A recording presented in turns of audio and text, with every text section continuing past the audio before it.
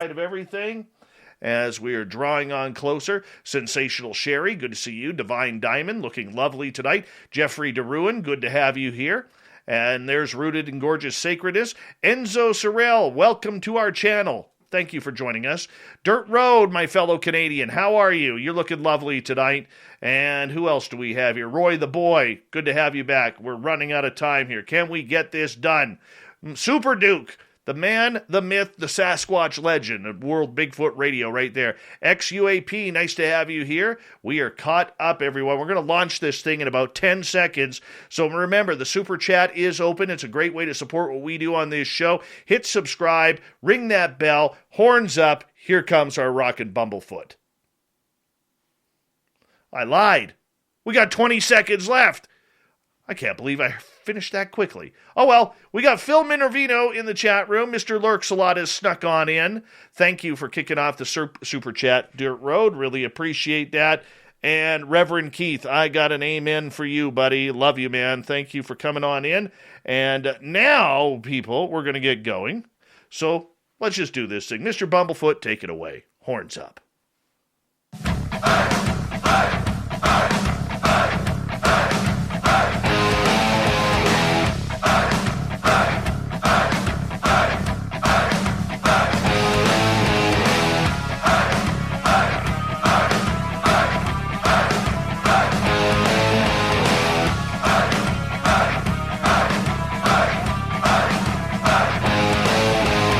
From the mountains of central British Columbia to you listening around the world, this, my friends, is Spaced Out Radio. I am your host, Dave Scott, sitting in the captain's chair of SOR headquarters.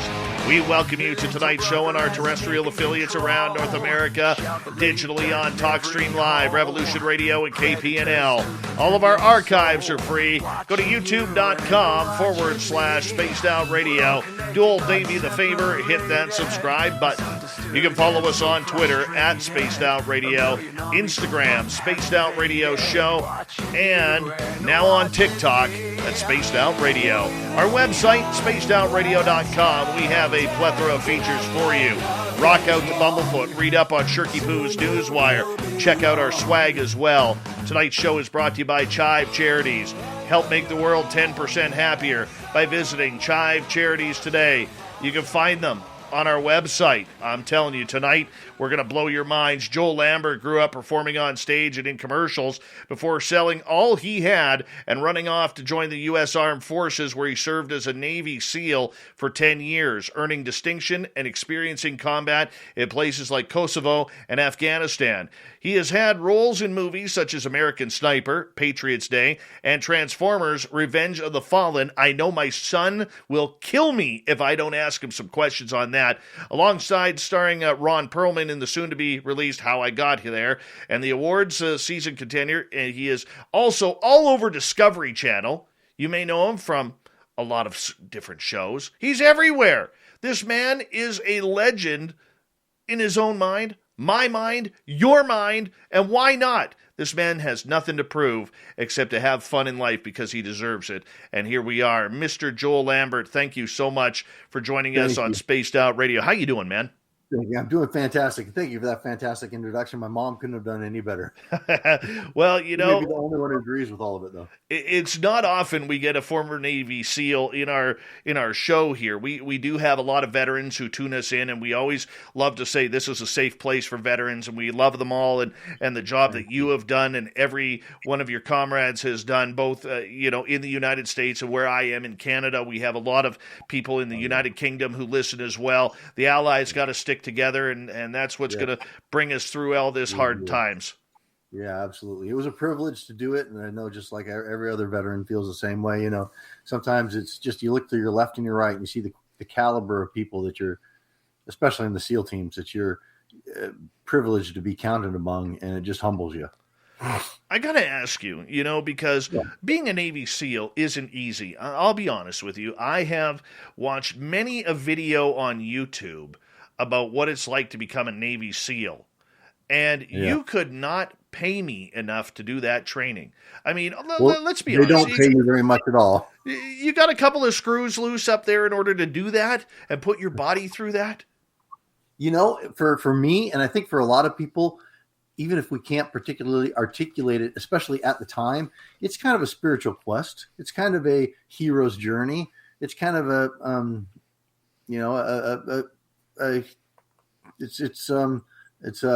man, I'm blanking on names right now.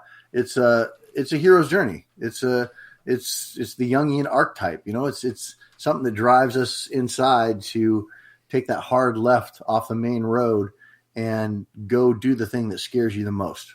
And in that, we find our enlightenment, or we can. When you finish Hell Week, I believe it's called Hell Week. Mm-hmm. Okay.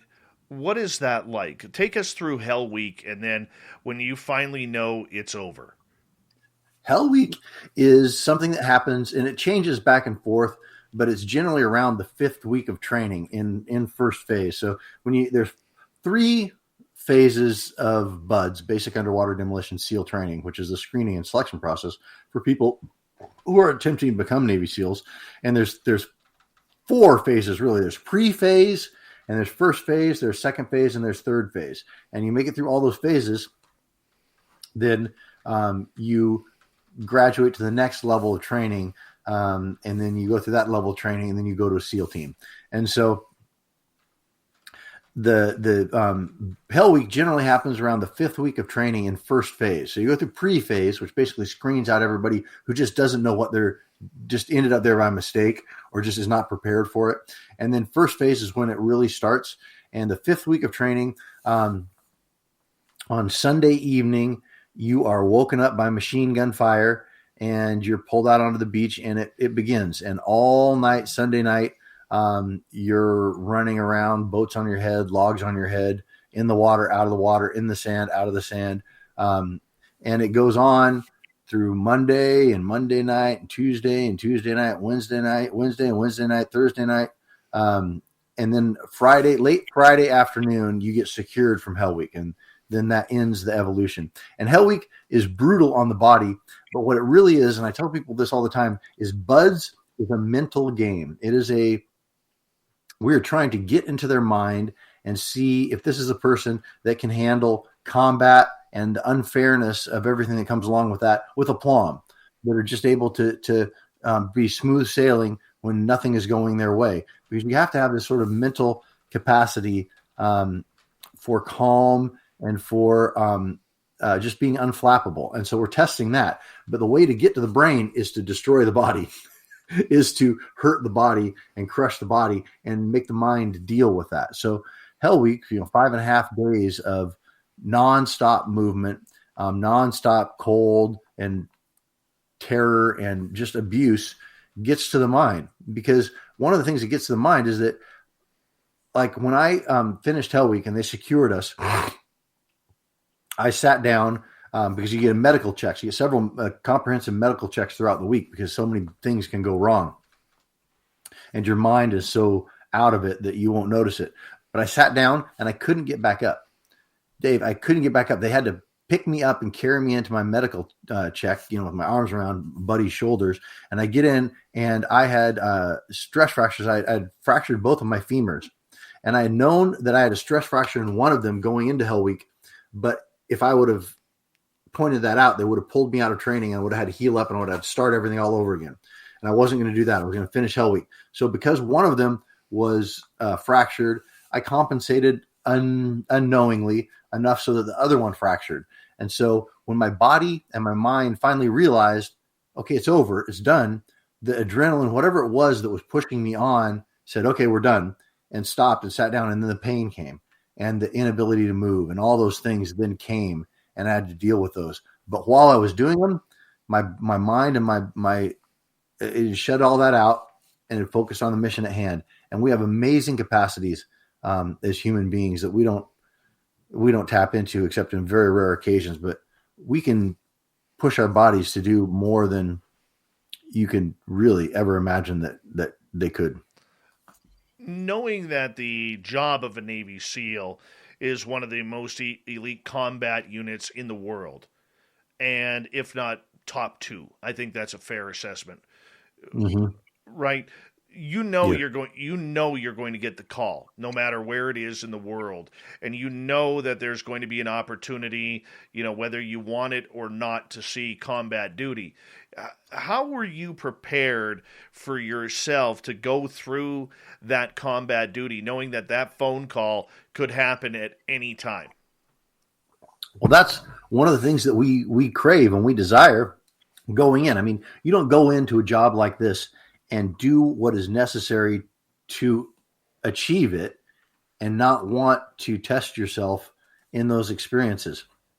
And that's what I wanted to do. It's not that I had this craving to kill people or to to be part of war, but what we do want to do is we want to strive against ourselves, and we just want to strive against others, and we want to push ourselves and experience, the depths of our humanity. It's an exploration of our humanity is what it really is. And those combat experiences were, on one facet of them, they are brilliant and they are part of who we are as human beings, wired down deep. There's a lot of other things that I can say about them. I mean, it's something that can be very pure, I guess is what I'm getting at. It can be very, very pure. I want to ask you, and this may sound like an absolutely silly question, but I honestly don't know the answer to it. You are so, as a Navy SEAL, brought up with training and the way things are going to go, preparing yourself for that inevitable call that could happen at any time, anywhere in the world, where you hop on a jet and you guys are gone.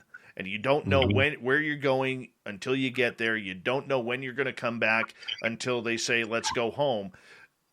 Were you ever scared? Did you have time to be scared? That's interesting that you put it that way. Did you have time to be scared? And this is something that, so there's a Zen saying about meditation. I'm a big meditator. I wasn't when I was in the SEAL teams, but there's a saying that the swordsman or the warrior has no need for meditation because he is constantly in the present moment. Because if he's not in the present moment, he gets cut, he gets killed. And so there is this, I forgot the question. Well, just in regards, did you have time to be scared? Yeah. Well, no, you don't, because you're so, for me anyway, there are times of I can look back and think of several times that I was very scared for my life, and justifiably so. But there are a couple things that prevent you from that. One is you have to be so invested in the present moment and where you are and what you're executing at that time to stay alive. Because if you aren't, you're dead. You fail. And the times I look back on my experiences in the teams that were near-death experiences, I never had time to be scared in the moment, because you have to be invested in it. Otherwise, you're not going to make it out of that moment. You have to be invested in your training and what you exactly have to do to get yourself out of that moment. And then afterwards, there are many times that even right now, I'll look back and recount some of my experiences and I'm terrified. Like, man, that was horrible. But at the time, it really wasn't, because I was just so invested in the moment. You have to be purely invested in that moment to win. We always think of Navy SEALs as being indestructible, because of the training, because of the professionalism, because of the will to win. Did you ever, during your career, just kind of put your head down between your legs and just kind of say, you know what, this was the best time of my life, but maybe the worst time of my life as well? Oh, absolutely. It was the best time of my life, and it was also the most miserable time of my life. 100%, without question. So with that, how did you, when you decided that was enough, your body had enough, and it was time to leave the service and get into a civilian type life, how did you find that transition for yourself? How did I find the transition for myself when I decided to get out? Yeah. That's a really good question. And I think it's something that is not, that guys have the occasion to not do properly. And I did it properly, I think, but I fell into it kind of accidentally.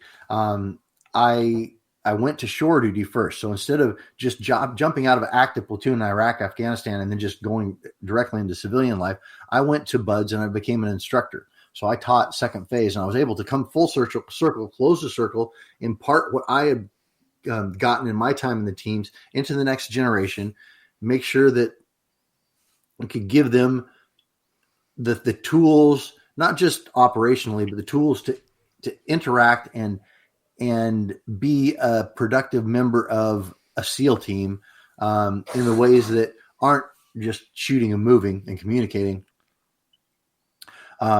And so that was really good for me to kind of close the loop, full circle. But then also it was an off ramp. So you're going at 100 miles an hour in a unit like a SEAL team. And you don't realize until you're around civilians, everything's just slow. It's like a F-16 trying to fly with a Cessna. There's no part of their speeds that can overlap.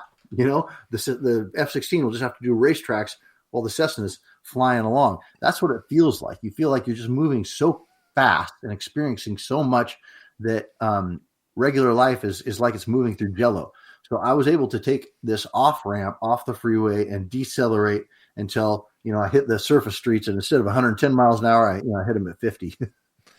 And so I was able to blend, to fit in a little bit.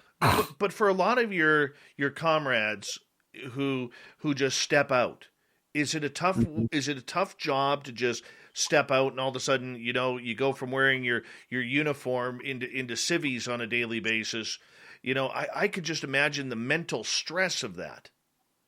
What I found, and what I think a lot of guys find, and I can't speak for all of us, of course, because every guy has his own experience and his own, he's his own man. But for me, it's difficult to leave the brotherhood and the support system that you have, and that's something that can be very difficult because it's a very tight-knit community, and I'm still plugged in and involved with that.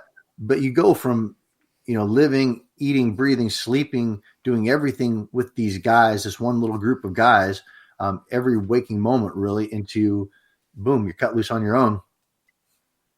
It can be very, very jarring, and it can create a lot of problems, I think. And we've seen a lot of those problems. But to be able to decelerate a little bit and then try to find some things that will reconnect some of those wiring harnesses. The wiring is not messed up. It's just those big harnesses have been disconnected, and you just got to plug them back in. And so guys need to find a meditation practice. For me has been huge. Guys need to find some artistic, creative, some sort of outlet, some sort of thing to reconnect themselves wholly, to reintegrate back in. And we as a community have been doing much, much better lately with having programs and such to facilitate those sorts of things. We were talking earlier about bodies being beat up. There's programs for that. There's the thing that changed a lot for me was a psychedelic therapy program that a group of vets, Marcus and Amber Capone, SEAL and his wife, have put together to bring special operations guys through ibogaine and 5-MeO DMT administered in a therapeutic setting. And the psychedelic therapy has been incredible for guys, for me particularly, and for a lot of other guys I know as well.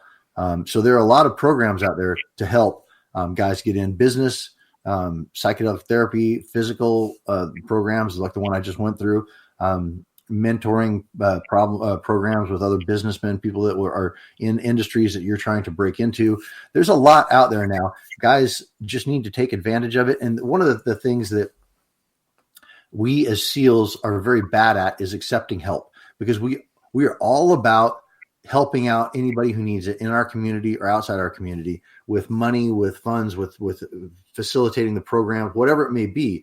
But we never want to be the one who needs help. Never, never, never, never. You don't want to be the one taking help. You want to take it from somebody who needs it more than you. So you never want to be the one who takes it. And that's starting to change. I think guys are starting to, the stigma is going away a little bit about post-traumatic stress, traumatic brain injuries, things like that guys never wanted to admit to, never wanted that, or you're too strong for that. And then, it happens and somebody takes his own life, and then we have to come to terms. We have to face these things as well. And so there are a lot of programs out there where guys can get the help that we all need. It's just more a matter of the stigma going away that you need help. We have Joel Lambert on tonight from Manhunt on Discovery Channel here on Spaced Out Radio. And Joel, I want to say, from all of us here at Spaced Out Radio, thank you so much for your service and everything that you have done. We really do appreciate it. We only got about 4 minutes before we got to go to break at the bottom of the hour here. Going into the whole psychedelics aspect to try and calm the brain down. I mean, you're coming from a job where your brain is moving not at 100 miles an hour, but probably 300 miles an hour. And I don't know how you probably, and please correct me if I'm wrong, you probably had trouble sleeping. You had troubles, you were always sleeping with one eye open, like the Metallica song. I mean, how did psychedelics really help you kind of phase into that next level to calm the mind down and look more into yourself internally? Well, that's a great question. Let me start with meditation first, because that was kind of the foundation for my psychedelic experiences. It kind of plowed the field, so to speak. And that's what's, I think, has really done more of the long-term work. But when I got out, I'd always been fascinated with Bushido and Zen and some of the Eastern Hinduism, some of the Eastern views of God and consciousness and existence. And so when I got out, I knew I needed to do some things to plug back in, to reconnect those wiring harnesses, and to just start getting used to parts of myself that had not been seeing the light of day for 10 or 12 years. And so I found a Zen temple in Santa Monica, and the Zen sensei was this awesome dude, had an American flag sewn on his full sensei robes where he sat every morning. And I thought, this guy, I got along with him. And so I started sitting Zazen, the Zen style meditation, for several years. And then I got turned on to transcendental meditation. And they gave me a scholarship to learn TM, transcendental meditation. And as I'm going through the training for that, my teacher told the class, as you're going through, as you're becoming a meditator, and as you're going through your first several months of meditation, things may come up. Physical things will come up that your body and your brain has not processed. As you're meditating, these things may activate and may come up. And I didn't think much of it. I'm like, okay, hippie, whatever. And then I start sitting meditation. It's 2 20-minute sessions a day. And I begin to, every time I sit down to start to meditate, my eyes get so heavy and I can't help but fall asleep. And I'm fighting sleep within just a couple of minutes. And I asked my teacher, Lynn, I'm like, this is weird. This is coming up for me, this sleep. And she said, well, did you sleep much when you were a Navy SEAL? I'm like, no, I didn't sleep at all. You just, sleep is not part of the lifestyle at all. And what sleep you get is really, really bad. And she said, well, that's what's happening. As you're meditating, it's processing it out. Your body's processing this out. She said, if you feel sleepy when you start to meditate, it's your body healing. Just lay down, stop meditating, and sleep. And so for like the first 3 or 4 weeks of my meditation practice, I would, in the morning and in the evening, start meditating, get sleepy, lay down for like an hour to a 3-hour beautiful, brilliant nap, and wake up feeling fantastic. And then one day it just stopped. It just absolutely stopped, and I was fine. And I was like, wow, that's fascinating. And that really pointed out the sleeping issue that I had that you mentioned. But as I started meditating, and it created that as a practice in my life, when the psychedelic opportunity came in, I think I had the profound experience that I had on the psychedelics, partially because of my meditation practice. And it blew my meditation practice up about 3 or 4 levels. It was psychedelics. I am a huge proponent. I mean, I'm one of those guys who thinks the world should be doing psychedelics. But especially, I mean, so many problems would be solved, but that's a different discussion. But the psychedelic experience, psychedelics it just clears a pathway to your real self. It clears a pathway to your real existence. And how big of a pathway that is, I guess, depends on the psychedelic and depends on where you're at in life and all of that. But, it can show you, it can reveal the things to you that once you experience them, once you see them, you can never unsee them, and you can never, ever go back to the way you were before you saw them. All right, Joel, I'm going to get you to hold on right there. We're going to go to break here at the bottom of the hour. Joel Lambert, Manhunt, Discovery Channel. You may recognize him. He's got a nice tight beard going on tonight, as white as mine, which is a good thing. I don't feel old anymore. Space Out Radio continues after this.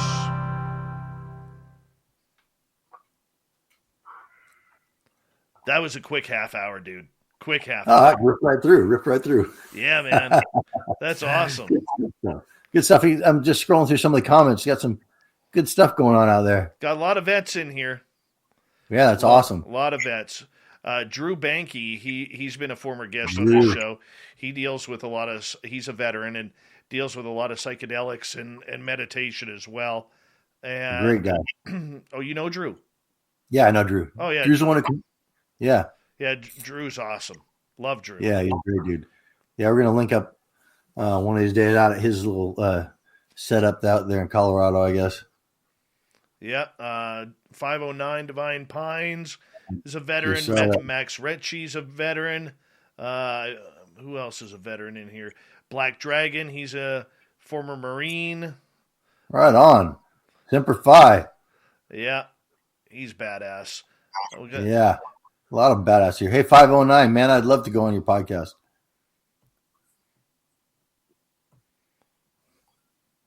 That'd be awesome. I'll get him. If you want, I'll send him your email. Yeah, sure. Yeah, that'd be cool. He's a good dude. I've chatted with him a few times on other podcasts. Good dude. Right on. Ollie, what's happening? Yeah, we got good people in here. Yeah, it looks like you do. Love it. Yeah, Drew's bugging me because he was. What did he ask earlier? He asked. I gotta scroll back here, Drew. Let me see. Stacy was married to a former Navy SEAL. Yeah, I've seen in some comments. Yeah, I've heard, I think I know exactly what she's talking about. Yeah. Small community, and she says here, my hubby was pretty notorious. DevGru sniper and did federal prison time because his girlfriend turned him in. That's not good. Yeah. I would call that ex-husband. He's not the only one who's had something exactly like that happen. Yeah. Let's see here. I'm trying to find Drew's comment here because it was a shot at me here. Oh, was it? Oh, yeah. I'm scrolling on up trying to find it. I don't know if I'll be... Oh, yeah, there it is. Did they ever serve breakfast for dinner in the first phase of Buds? Because he knows I hate breakfast foods for dinner, man. Hate it. Oh, dude. I know. Breakfast is good at any time. I'm a Waffle House guy myself. Well, at least we know your flaw now. All right. Yeah, throw you some waffles in the middle of the battlefield. We got you. Well, that's what the Navy does. Waffles with peanut butter. Yeah. The only way to eat them. Max is asking, any exposure to ass heads? I don't even know what an ass head is. I don't know what he's asking. Yeah, I know. I don't know. Ass heads? I don't know. I don't know the military lingo, man. Yeah, I've not heard that one in... No. All right. Black Dragon says, Semper Fi back to you. Right on. Love my core brothers and sisters. Ross, he's a vet, I believe, as well. Mm-hmm. Jose, how you doing, buddy? This is awesome. Getting lots of love tonight, ETs. That's what Max means. Assheads, ETs. Oh, ETs. No, not personally. Multidimensional creatures, so to speak, but not in any physical vessels. But I'm 100% a believer. Oh, yeah, me too. Oh, yeah. Yeah. There's a lot going on with ET activity right now around this planet. Oh, yeah. Oh, yeah. Yeah, I know. Oh. I may have found a new Bigfoot spot yesterday. Oh, wow. Yeah. I was driving. I went out Saturday night, had my FLIR and my night vision going. Got nothing. And then yesterday I went back out during the day to see if any footprints had moved over my tire tracks or around. Right. Had nothing. John Blair says, my son's 82nd Airborne. He's a CB. Right on. And, good deal. And came across some weird trees, man. Weird trees. Oh, yeah? Hi, gorgeous Avi May. And, all right, we've got about 30 seconds here. Bring it on in. Watch out for Chad Smith. He is the power of the chat room. Oh, yeah? Yeah. He's booting people and running the show. He is just, he's a man of his own name. That's all we can say. All right. Big thank you to Dirt Road for the awesome super chat. Kicking off the super chat tonight. It's a great way to support what we do. Here comes the second half hour of the show right now.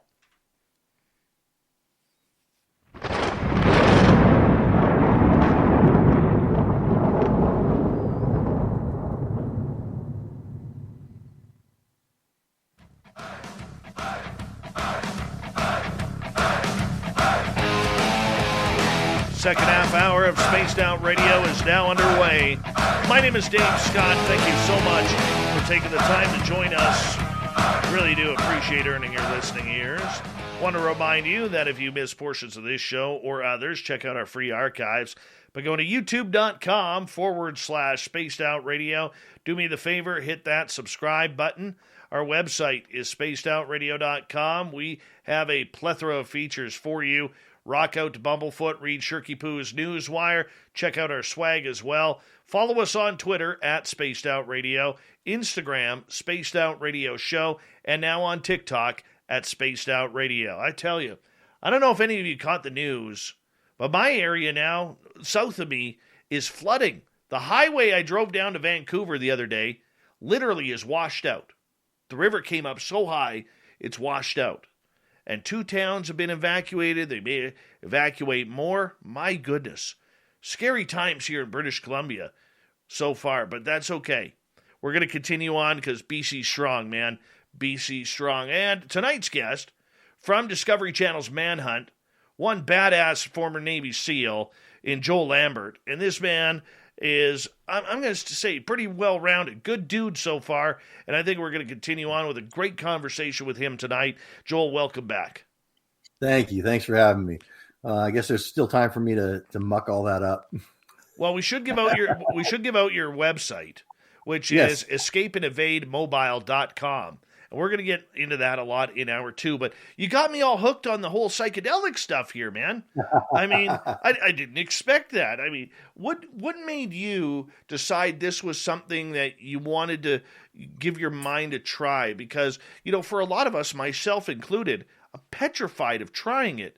I've had my own experiences. I have my own woo, but I'm just a little petrified. Why didn't you go down that road? Well, like I said, you know, I was deeply into meditation. I was into these healing practices. I've always been a spiritual person. And so I was always very open to what psychedelics could provide, possibly. I didn't know. I'd had my experiences, you know, when I was younger, you know, mushrooms and acid and all that stuff, and had some great experiences as a young man dropping acid, but nothing that was transformative. And so I had heard about this. This is an interesting story. So I'd heard about this psychedelic program from some guys here and there. But whenever guys would start talking about it, they're like, you know, I signed non-disclosures. I can't talk about it. And so I'm like, I'd always clock that and put it away and go, okay, I got to find out one day I'm going to find out about this psychedelic program that all these brothers are going to, because this is fascinating to me. And I mentioned it. I was talking psychedelics with an old friend, and I mentioned that I'd heard that there was something for naval special warfare, for SEALs specifically, in the psychedelic arena for healing and for facilitating things. And she said, "Oh, you might be talking about the Ibogaine program that my friend Lonnie runs." And I'm like, "Are you kidding me?" She's like, "No, my friend is heavily involved in that." I'm like, "Well, hook me up." And so she introduced me to her friend Lonnie, who then connected me with the doctor who's running this program. So this doctor, Dr. Martin Polanco, he is a pioneer in Ibogaine therapy, which iboga is a small West African shrub, and the bark of it contains ibogaine, which is a psychedelic substance that they call this the great grandfather of psychedelics. This is the big one. This is a 36-hour psychedelic experience. And he was using, it's an addiction interrupter, and he's been using it at a facility in Mexico called Crossroads for decades and decades to help hardcore opioid or heroin addicts, people that just have nowhere else to go and nothing left that they can do to break this addiction. And Ibogaine will, in 5 minutes, erase the physical and mental addiction, and it's up to them to maintain what it gives you. And so I talked to that doctor, and he asked me, why do you want to do this? And I'm like, I don't remember what I said, but something about just, exploration of my consciousness. And I want to, I want to explore all the things that I can be and what might be out there. And whatever I said, he was like, that's a good reason. And so they hooked me up to this program, and I go down, and when you're ready, I'll tell the whole story from my experience, because it's pretty powerful. Yeah, please do. Okay. So they hooked me up with a counselor at first. My retreat's about a month away. And they hooked me up with a counselor to talk through a bunch of stuff, a facilitator. So I have these weekly phone conversations with him that are really conducive to just preparing the field, so to speak. And they send me a book of work to do, just questions to ask myself and things to bring to mind as I'm preparing for the experience. And so I go through the program, and I'm doing the work, and my facilitator had told me that the medicine will begin working before you take it. And I'm like, again, okay, hippie, whatever that means. And then as I'm doing this work, all of a sudden these things start coming up for me, family things, things that I buried from myself out of shame or disgust, or things that I compartmentalized off from fear. All these things started coming out and processing out, and they felt good. It felt good to have them just come up in me. And I started thinking, okay, there's something to this now, because things are coming up that really have no reason to be coming up right now. And I go down this Friday afternoon. I drive down to San Diego, where we meet the whole crew that are going down.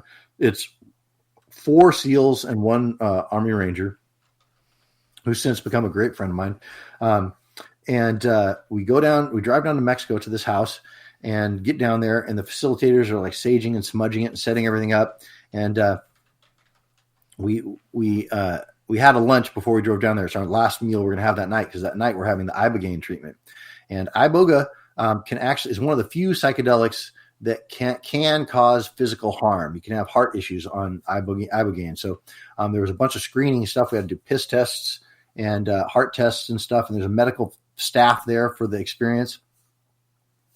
And we have a little ceremony where we wrote down what we wanted to leave behind and burned it in the flame, and said little prayers, and then they passed out our Ibogaine doses in little wooden bowls like a sacrament. We said a little prayer, took our dose, and then went upstairs where they had mattresses set up for us. And so as we go upstairs, and they lay us down, they put heart monitors on and O2 monitors on your finger, and I lay down. I've got an eye shade on, and the doctors are moving around the room, and I'm just waiting for it to start. I don't know what it is going to be, but I'm waiting for it. And I've got this eye shade on, and I'm laying on this mattress, and nothing's happening. And then all of a sudden, boom, it comes. And this nightmare buzzing starts above my head like a chainsaw from hell, the chainsaw of hell. And it had a shape. It had a shape like this. And I don't know why the sound had a shape, but it was very distinct. The buzzing started, and I was in the middle of this 8K fractal alien hell, machine hell. And I was seeing these fractals of these machine faces and these alien entities coming out of these fractals in more. Dude, I've never seen with my eyes anything as distinct and as crisp as I was seeing in these visions. It was otherworldly, and it was a nightmare, and it went on and on and on. And I didn't understand what any of these visions meant. It made no sense to me. And at some point I just let go and just let them come. I have no idea what they are or why they are, but just let them come. I want all of what this medicine has for me. And I'm laying back, and it's coming, and I start retching. I start dry heaving, and I'm purging, 7, 8, 9, 10 times, and people are holding me. I feel hands around me, and I'm just ripping this out. I lay back down. It was awful, and it went on and on and on. And at some point, I just say, let the visions come, and I just lay back and just give up and just let them come. It was horrifying. And there were these strange, soulless people walking around me. There were people, but they had no. They were the Matrix beings, exactly. There's these soulless people all around. And then sometime in the daytime, in the morning, I lift my eye shade up and I see the light. And at some point, so ibogaine happens in two phases. You have this visionary phase, which is the one I was in, where all the visions are happening. And then at some point that stops, 18 hours in or something. And you have what they call the contemplative or the integrative phase, where you're supposed to write and journal and stuff. No, it was like this crazy trance I went into. And I'm laying there and I lift my eye shade up and I look around the room, and all the other guys are on their mattresses and like these rictuses of pain and horror. They look like nightmare beings that are frozen. And we're all having this crazy experience. And at some point I have to pee. And during the day, it's probably in the early afternoon, I managed to get up, which your body doesn't work. It's all jerky herky. And I managed to get up and make my way downstairs to pee and get some food because I'm dying of hunger. I get a banana and I fall down to the ground. I eat this banana. And one of the facilitators is looking at me, and I must look just horrible because the look on her face as she's seeing me, it makes me think I just must be pathetic. She takes me over to the couch and lays me down. She says, I'm going to go get my tuning forks and do some energy work on you. And I'm like, again, okay, hippie, cool. And so I'm laying there, and I've got my phone in my hand, and I'm just kind of scrolling through it as one does when you're, not otherwise occupied. And I feel the weight of the phone, and I can see, I don't know, some social media BS or something. And then as I'm scrolling, I realize I don't have my phone. They've been put away for the whole weekend. They've been locked up so guys can just have this whole experience. And I just felt the weight of it in my hand just half a second ago. She comes back with her tuning forks, does the energy. It makes me feel so much better. I go back upstairs, lay down.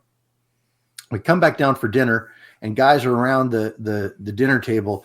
Just, these big tatted up badass SEALs, their fists screwed into their eyes, just making these screaming noises just out of pure misery. And we go back upstairs after dinner. Nobody ate very much at all, and lay back down. And at some point in the night, I actually do fall asleep. It's like the fever broke, the trance was over and I was out of it.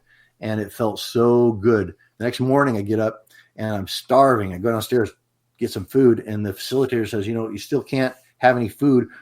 We are about to do the 5-MeO DMT. And I'm like, more psychedelics? I don't want any more psychedelics. I just had, 30 hours of psychedelics. I think I'm good. I don't want any more. But the other guys come down, and we sit around the fire in the morning, and they start talking about this 5-MeO DMT, which is the toad venom. And we're going to go, this is a very short experience, so we're going to go in order. And I'm the number 3 of 5. And so they say, go out by the pool and wait for your turn. And so I go out by the pool with my journal, because they say it's helpful to journal things, although I don't have anything to say about this experience I just had over the last day. But I'm out there, and I have my pen, and I sit down by the pool, and I try to write something, and I'm just going to write my thoughts, and I write, I don't I. And it didn't make any sense. My head, my brain, my hand, none of them are integrated. All of them are kind of on their own program. And I scribble that out, and I stop and think, how do I feel? And I realize I feel clean. I feel pure. I have never, ever in my life felt this pure. And it's like all the entanglements of my entire life, minor and major, all the scar tissue from when I was 2 years old until 2 weeks ago had just been wrapped up and pulled out of me. And I'm only noticing that they were ever there because I feel where they were. They're gone now. And I felt so at peace and so calm and so blissfully low-key bliss that I just sat there and just savored this. And I was just savoring it. And as I'm savoring it, I hear the first 5-MeO guy from the house scream like his head's being cut off. I'm like, oh boy. But I thought, if this is all I get from this experience, this is more than I ever could have imagined. And as I'm sitting there savoring it, it becomes my turn. And so I go up to the house, and they sage me and smudge me and, bring me up to the room. And there's one mattress in the room, and the doctor and all the facilitators are around the mattress, and they're all dressed in white. The mattress is all white. The sun from the ocean is coming in through the doors, through the windows, the balcony onto this mattress. And there's, all the crystals and gongs and things around. And I sit down, and the doctor shows me this vaporizer, a little small blue pipe. And no, he's actually a very, very well-known doctor who's done pioneering work in psychedelics and has helped a lot of people. But he shows me this vaporizer with a medical caduceus on it and 3 doses of toad venom. And they're just minuscule grains of this yellow substance in these vials. And he shows me the handshake dose. He's like, you're going to inhale this just to familiarize yourself with the taste and how the process goes.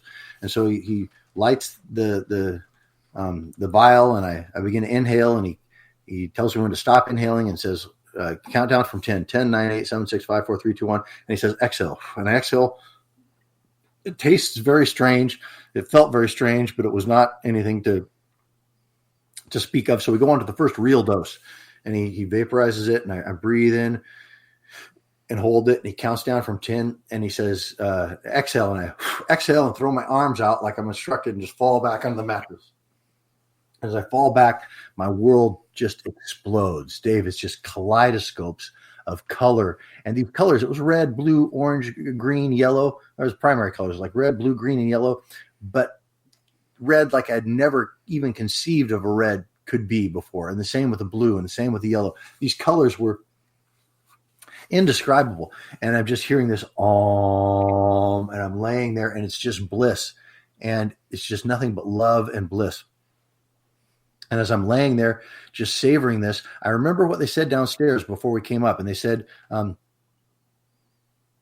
it's like this beautiful deep dive in the ocean. Everything's beautiful. You're down 100 feet, and it's perfect. And then you look over, and over to your right is this deep, dark abyss. And they said, if you have it in you, go down there, because that is where the jewels are, the real jewels. And I remember that as I'm laying there, just experiencing this bliss. And I thought, well, I can have these thoughts, so there still must be more to go. So I signal for another dose. They pull me up. I mean, I'm barely there, barely feel that I have a body, and I feel the vaporizer against my my lips. And he vaporizes it, and I breathe in, and he counts down 5, 4, 3, 2, 1, and I exhale, and I die. I feel my body atomize, and it's gone. And this rising panic in me, I'm like, oh boy, you did it this time. You did it. And then I get up to just about where I'm about to have a major panic attack, and I realize it's okay. It's okay. You may be dead, but it's okay. Everything is just perfect. And I was in this place, no body whatsoever. There's no space. There's no time. And it was just pure consciousness, this black consciousness. It was infinite potential. And I remembered everything that I tell you about this experience in this place was a remembering. It was nothing that I learned. It was all, oh yeah. I forgot that when I put this on, this meat suit on. And I thought, this huge ocean of consciousness, I remembered I am a part of that. I am how can a wave think it's separate from the ocean? How can a wave be separate from the ocean? How can a ripple not be part of the water? It's all one thing. And I was just in this existence of consciousness and power and remembering what I am. And that's what happened. I remembered what I am. And when that happened, it changed everything. Everything in my whole existence came down to that one phrase, I am. And I felt this scream coming from deep. And I screamed. I heard my body scream. from far away. And it was like all the trauma from Afghanistan, from the SEAL teams, from relationships, from family, from everything just came out of my, from time forward and backward and present, just all came out from that. And I just laid there in this place, and they tell me it was about 45 minutes. There's no time, there's no space, there's just power and infinite potential and consciousness. It's all there is consciousness. And I laid there, and as I was laying there just savoring this, I had this thought, like, I wonder if my body is breathing. And, and I took this giant breath, and I was sucked right back into my body, and my eyes popped open, and the light coming through the windows was conscious. It was alive, and there was substance and texture to it. And I began sobbing with the sorrow of what we have lost. And then I began laughing like a loon with the joy of what we are. And I was just sobbing with the sorrow of loss and laughing hysterically with the joy of I am.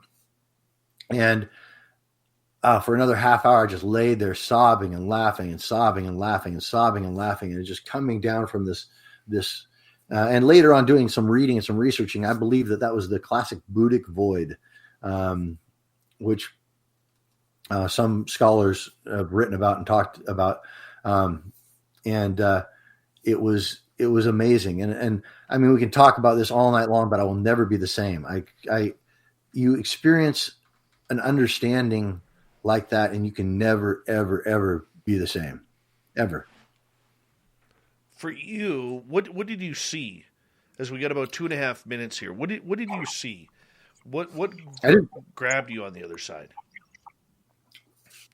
Well, I didn't see, and I see some people talking about DMT and stuff, and the 5-MeO DMT I think is different. I haven't done DMT, but is different because people talk about the experiencing the entities and stuff on the other side in DMT. There was only one entity that I experienced, and it's the entity that we're all a part of. It was the universal consciousness. It was source. It was the power. It was the Akashic field. It was the ether. It was the 0 point field. It was pure consciousness. And I didn't see it. It was all black. It was a blackness. It was an infinite space, infinite potential. That scares the hell out of me. Yes. And because, and it reminds me of something I hear people say, not all the time, but I hear some spiritual teachers talk about the reason more people aren't enlightened is because enlightenment is a lot like dying, because you can never be enlightened because being enlightened precludes there being a you. So, it's terrifying. And if I were to, have DMT right here and be knowing I was going to smoke and going to break through again like that, I would be petrified. Also, completely thrilled, but scared spitless. It was one of the scariest things I've ever experienced. I don't know if I would have the cojones to do that, my friend. I really don't. Not, and I'm not trying to play down your experience or anything, but no. I mean, we got about 45 seconds. I mean, to me, and I think everybody listening, this goes right against the character that we think that you are. But I mean, this really helped you alleviate a lot of tension and PTSD in your mind. Well, DMT is one of the only substances that will actually heal brain matter, will actually fix damaged and destroyed neurons, synapses, and all that. It's one of the very few substances that can do that. So there's that aspect of it medically, empirically, but then just the experience of, and I know there's probably people in this chat room, and Drew, and people that have experienced similar things. It is transcendent. It's ineffable is really what it comes down to. It can't be put into words. It has to be experienced, and experiencing God, of consciousness, of source, of whatever, every name you can call it is going to carry some baggage with it. But what is the I am? Experiencing that you can never, ever, ever be the same. if you are the same, you haven't experienced it. All right. On that note, Joel Lambert from Discovery Channel's Manhunt. What's it like to survive? How do you survive? Let's turn it up next. Survival 101 with former Navy SEAL Joel Lambert here on Spaced Out Radio. When we turn the second hour into the ever. Go. All right, we're clear. This is going to be good. Oh yeah, here's people starting to talk about MK Ultra and stuff. Man, we're getting into the interesting stuff right now. We got the woo now, man. You turned up the woo machine big time there. Yeah.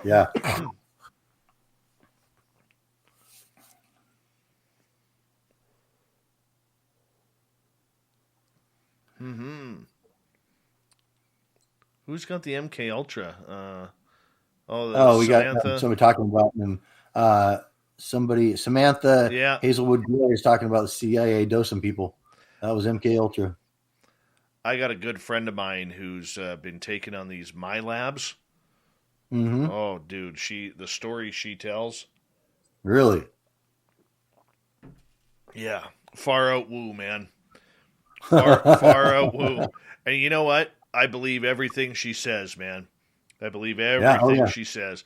This young lady, my audience knows who I'm talking about, a lady named Samantha Mowat. I met her on April 15th, 2014, 5 days after I got called at my friend's house, and 5 days previous to that, I got called outside their house in the middle of the night, like 10 o'clock at night, to see a UFO on the ground. Wow. So Samantha's really in tune with this shit. Oh, yeah. And it's 2 o'clock in the afternoon on April 15th, 2014. And she goes, dude, I'm going to paraphrase the story here because of time. Mm-hmm. She goes, let's walk back in the forest. She goes, we're going to see something, right? Yeah. We walk 100. We walk 100 yards into this forest, man, 2 o'clock in the afternoon. She stops me. She jumps up on this stump because she's only like 5'2". She jumps up on this stump and she takes a look around and she gets this little perplexed look on her face. And she goes, Dave, I don't want you to be afraid, but I want you to look that way and tell me what you see. And I took a deep breath. I turn, I look. I'm like, Samantha, what the fuck is that?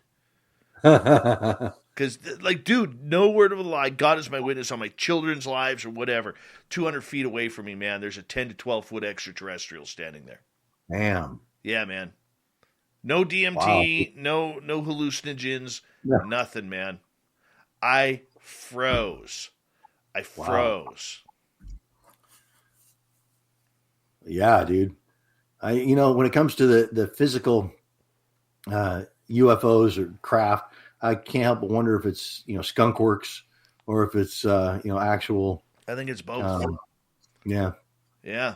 You ever want to learn? I got the people you could learn from. Oh, absolutely. I've read a bunch on it, and but I by no means have. It's still, it's like it's crazy. It's hard to decipher. It's good woo. And yeah, it's good stuff though. I mean, we're finding out. We're in the beginning stages of the ascension. The thing I don't like about it, and my biggest warning for my audience, is this: remember that the minute the government is involved, there's a narrative. Yep. And exactly. there is so much to this outside of the narrative, from what the media is not covering, what they're not telling you. There's a reason why they only went to the 2004 Nimitz incident and didn't go anywhere past that. Okay, it's just there's a lot of shit going on, man. Oh, absolutely. It's all, it comes down to the cabal, man. What they want you to know. But I think that power is breaking, so we'll see, though. Hopefully. Yeah. Join the Galactic Federation of Light. You got that right. Being what we're meant to be. Dude, you are so not who I thought you were tonight. I love it. I love it. I'm that too, man. I'm one of my SEAL brothers has a little clothing company, and his little logo is Violent Hippie, and I'm like, I get that, dude. I get it. I got called. Okay, here's a quick funny story. We only got about 90 seconds. I came up with the slogan for the show, "We Own the Night." Okay, because when I was 18 years old, where I grew up in Abbotsford, British Columbia, we had a big air show, and in '91 they flew in an F-117, and the fighter pilot, I got to talk to him for like 15 minutes, man. And he had this Desert Storm patch on with a Skunk Works skunk on there, and it said "We Own the Night." And I always remembered that. So when putting the show together, I didn't realize that the NRO's slogan is "We Own the Night." So I actually got a call from a buddy of mine. I'm not going to say who, very well connected, who asked me if I was actually NRO. And I'm like, "What the hell is the NRO?" Oh, yeah. It scared the daylights out of me, man. I got some weird emails right after that, and it was trippy, dude. Trippy. Gorgeous Magic Maiden, how you doing? Davey Crotchkick, how are you, buddy? All right, we got about 45 seconds. Yeah, dude, it was crazy times. Crazy times. It still scares the shit out of me. An amazing time to be alive, man. And we... having chosen to be here at this point in time, this is some seriously badass. Everyone who's here, light working and raising the vibration, man. Yeah, much respect. This is. You signed up for this, man. I don't know why, but here we go. Chris Martin, good to see you. Big thank you to Spooky and Dirt Road for the super chats. It's a great way to support what we do on a nightly basis. Here comes hour 2.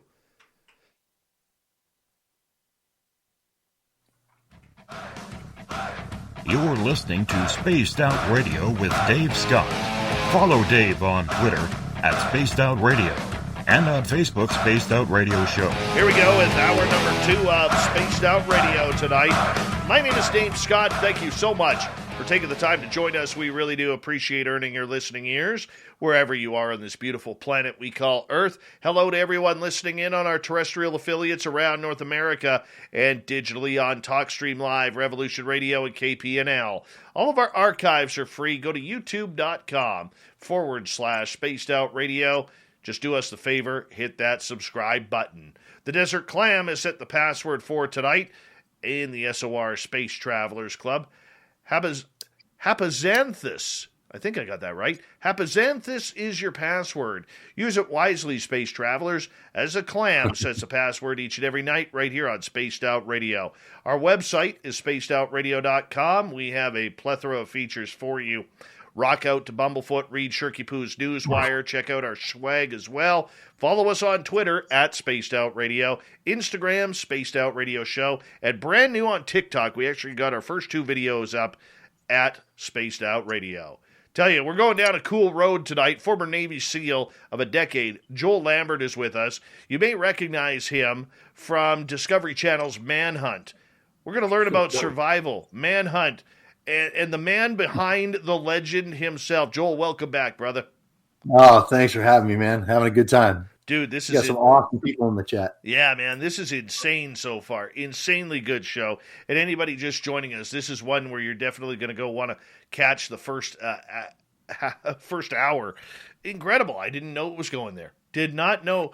And this is what I love about this show being so unscripted, man. You know, it just takes a natural turn, and this is where it went. But before we get to some audience questions, because I usually allow audience questions an hour or 2, I want to ask you, how did you get picked up for Discovery's Manhunt?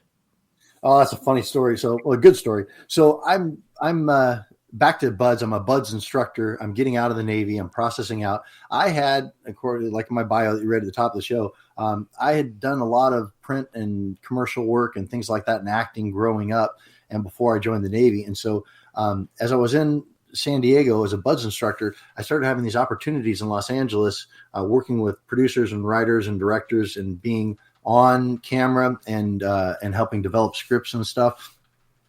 And so I just kind of rode the horse the direction it was going and started working back into film and television, which I never thought I'd be in again.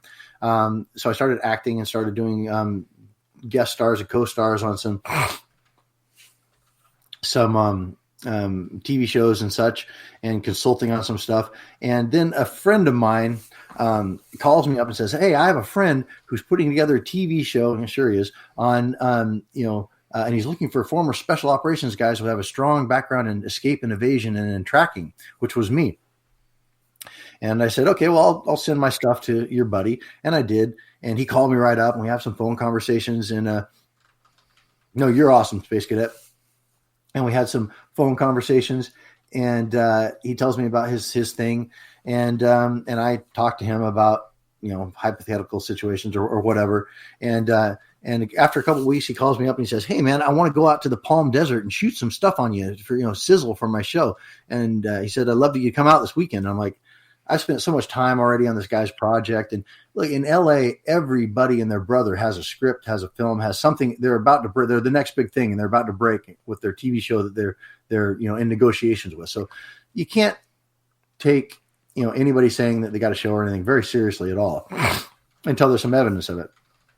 So I told the guy, I really can't. I've spent a lot of time on this, and I got things to do this weekend. The guy said, "Well, I'll pay you." And I thought, okay, I can get out of LA for the weekend. I can go run around the desert and say some stuff, and this guy can shoot his little sizzle for his little show that's not going to go anywhere, and put me up in a hotel, and I can go climbing in Joshua Tree on Sunday, and then I can come home and have a great weekend and get out of LA. And so I did it and went out to the desert. And as I'm pulling up to the hotel this guy's putting me up at, it's like this beautiful giant Palm Springs resort. And I'm thinking, wow, this guy's got a budget. And I check into my room, and the phone rings when I check in, and I pick it up. "Hello?" And this woman says, "Hi, Mr. Lambert. This is so-and-so, and I'm the production coordinator for the weekend. And I know you're not scheduled to work until tomorrow, but Sarah Davies, the vice president of Discovery International, just flew in from London, and she's wondering if you'll have dinner with her tonight." And I thought, at that point, the light bulb went off over my head, and I thought, okay, this is actually real. This is actually something. So I go out to dinner with Sarah, who's become a friend. She's a lovely woman, hilarious. Tell some raunchy stories I probably shouldn't have about my time in the SEAL teams and stuff, but they pay off. She thinks they're hilarious. The next day I go run around the desert and make some booby traps and, do some tracking and, do some tactical stuff. And the next day I find out that they've got a Victoria Cross winner, a UK SAS guy in there they're looking at as well. And another Marine, prettiest man I've ever seen. But I end up getting the show. And so we shoot a pilot in Arizona. It goes excellent and rates really well. And so then we do the series, and we do 2 seasons, and got both the posters up there, traveling around the world, inserting in foreign countries, being tracked down 3 or 4 days, using whatever they have, dogs, drones, tracking forces, escaping. And it was an amazing program. And then after doing 1 season of Manhunt, they gave me another show called Predators Up Close, which is Animal Planet wildlife show on the world's biggest, baddest predators. And then I did a bunch of one-offs and did some stuff on Fukushima when that happened, and narrated some things. And it just really was a fantastic time doing the kind of things, when I act, it's fun and it's creative and it's an outlet, but it doesn't feed me. Doing Manhunt was all the things, all the on-camera skills, my wits, my physical abilities, all the things I learned in the teams and out of the teams, all of my skill sets. It was everything that I was, all being tested under duress at a very high level. And those are beautiful moments where your humanity, where you can really peel the layers and pierce the veil and get into what really is. Did you like TV? That's a loaded question, I think.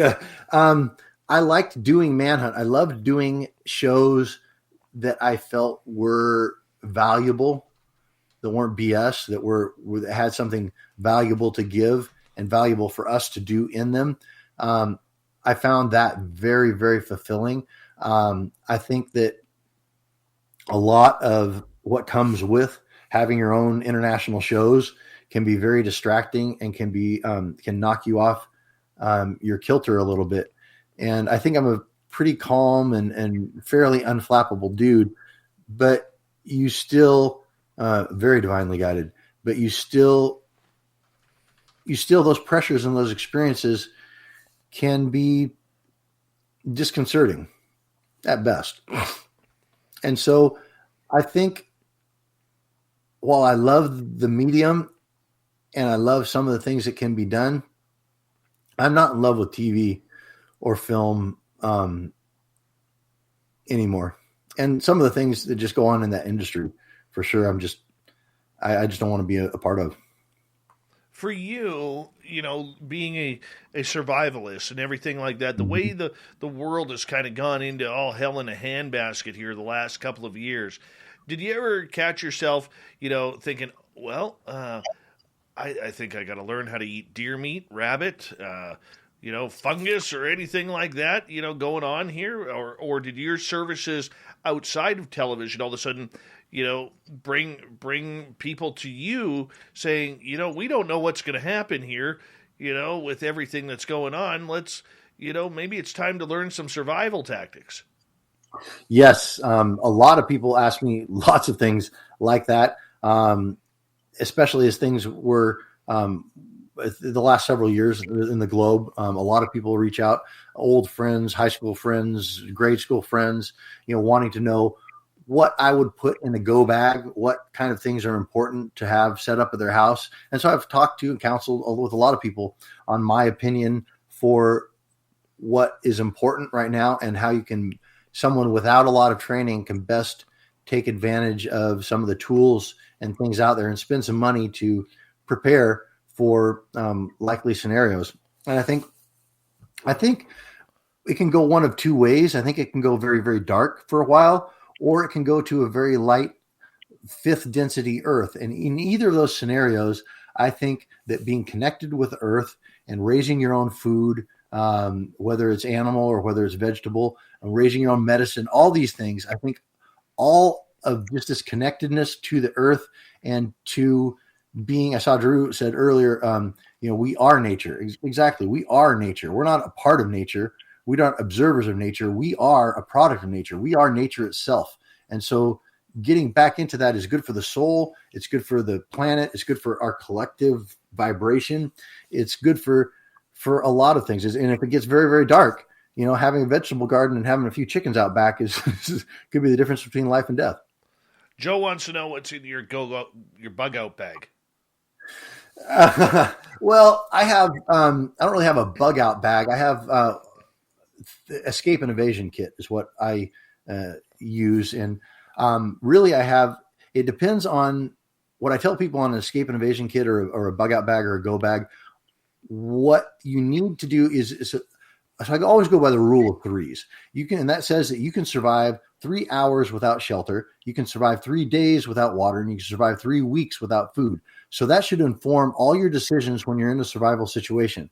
What am I going to spend my time on? Am I going to go look for food when a blizzard is coming in and I have no shelter and I have light clothing on? No, that's foolishness. You can survive 3 weeks without food. You need to take care of the shelter first, and then water, and then sustenance is down the line. And so there are certain things that you need to be able to do. You need to be able to find and acquire food. You need to be able to shelter yourself.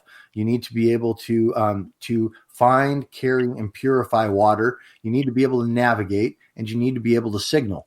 And so certain things will cover a multiple amount of bases. So like a fire starting kit, a good fire starting kit, fire is shelter. Because when I say shelter, I mean things that protect your corporal body. Well, things that protect your physical body. That can be a house, it can be a tent, it can be your clothing, it can be a fire. A fire is warmth. It will keep the animals away. You can cook your food over it. You can purify your water. You can signal with it. A fire is one of the most useful skills. So I can start a fire with, just primitive with, a bow drill, but with primitive skills. But I always have at least 2 ways to achieve a certain desired outcome, either tools or knowledge base. So I would have at least 2 ways to start a fire. I would have 2 ways to purify water. I would have 2 ways to snag, trap, or find food. I would have 2 ways to navigate. I would have multiple ways to do all the things that I need to do. A weapon is great. A fixed blade knife is if I could take one thing into the wilderness, it would be a good, sturdy, sharp, fixed blade knife. With that, I can make my other tools. I never thought about it until I moved up here. way in the north of British Columbia where I am. I live about darn near central part of the province. Mm-hmm. But like growing up near Vancouver, there was no need to get a gun license. There was no need to get a hunting license. I mean, sure, I went fishing all the time. I mean, that's easy. You know, there was no need to learn it because everything was always at your hand. You know, if you went hunting, you didn't go out in the bush. You went to the supermarket. You know, and all the work was done for you there. Right. But now that I've moved up here to where I am, and I've been up here for 6.5 years, I look at it and I look at things differently. Like, what would happen? Like in British Columbia right now, where none of us where I am, every route to Vancouver right now where I am is blocked by either mudslides or by washouts of the highway. Yeah. What would I do to survive? Now, obviously, my area is going to get food. They'll trek it in from either Washington State or they'll trek it in from Alberta or wherever. Like, there's always going to be food for that, you know. But if it ever came down to it, what would I do? Now, thankfully, I have a couple of survivalist type friends, but for myself, I always thought, gee whiz, like, how would I do this? Like, I'm not a camper. You know, I don't like tents. I don't like, you know, the cold I don't mind, but there's a lot that I don't like. Right. I hate being wet. Me too. You know, I mean, and growing up in Vancouver, the wet that you get down there, because you got that humidity, the wet just, every raindrop just sinks right into your skin. Not like I grew up in the Pacific Northwest. Yes, it's then it's you know what I'm different talking about. Yeah. So I mean, that's a natural rainforest. So for those of us who are, let's just say the zombie apocalypse came, just for giggles here. All right, how many people would really in North America right now truly be able to survive anything apocalyptic? Well, are we talking fast-moving zombies or slow zombies? Because I think the outcome would be a little different. Okay, skip the zombies, whatever. Let's just say an asteroid hit or aliens showed up or whatever it may be. Okay. Are people Sorry, really I don't qualify your hypothetical situation? Are people really prepared? No, people are not prepared, and I think it's going to go. I think people are going to find. People are very resilient, and I think people are going to find reserves in themselves of repositories of knowledge and ability and just grit that we didn't know they didn't know they existed. But I think the first months or years of it is going to be quite the purge. There's going to be it's going to wipe out a lot of people who make bad choices or who aren't able to keep it together to get over the hump. But once the hump is over, I think that there's going to be a lot of people who find that old knowledge, who band together, who support each other, and who are able to make that gap to where they can really start growing their own food and start finding reliable sources of sustenance and of medicine, all the things we need to keep our bodies moving. Nature is very forgiving if you know what you're looking for. Yes, and it's also very unforgiving. True. At the same time. I mean, I remember I was doing this wildlife show, and I had this female co-host, and there was this springbok, which is a very small impala in Africa, and it was bounding through the grass right where we're at, and right by a female lion who had just eaten. This lioness was completely satiated. She's completely full, and the springbok came by, and this lioness just boom pounced and just took her down, and had her claws in the back, the spine of this springbok. The springbok was mewling, and the lion wasn't hungry at all. Why did the lion kill the springbok? Because it's a lion, and it's a springbok, and that's just the way of nature. And it crushed this poor antelope's spine, and didn't eat it or anything. It's just the way it is. I think that there's just my female co-host started getting emotional and crying, and nature is not cruel. It is not kind. It just is. It just is. This is what it is. And that's we need to flow in that direction. And that's the only way we can make any kind of steering is if we flow the direction that the river is going, How important is it to learn the sounds of nature? The sounds? Yes. Well, it's especially in my line of work doing the escape and invasion, it's very important because the sounds can tell you lots of things. The sounds of nature can either be an alarm, like squirrels and other birds will alarm and let things in their area know that you're invading, or things will go silent. And that's something else to tell you that there are something in your area that is hunting, that that these other small woodland creatures don't want to draw attention to themselves. So the sounds of nature will tell you everything you need to know, really. And the reason why I ask is I was out in the forest yesterday, and I was out looking for Sasquatch and looking for anything that I could find that just looks a little bit different. You really have to learn your surroundings. Like, dude, before I moved up here, I never knew what grizzly bear poop looked like. I never knew what moose droppings look like. I mean, moose droppings, for anybody who doesn't know, they literally look like giant chocolate covered almonds. Right. But I mean, these are the signs that you have to look for. I never knew what the difference between a fresh footprint and one that was a day old but still looked quite damp. I never knew any of that.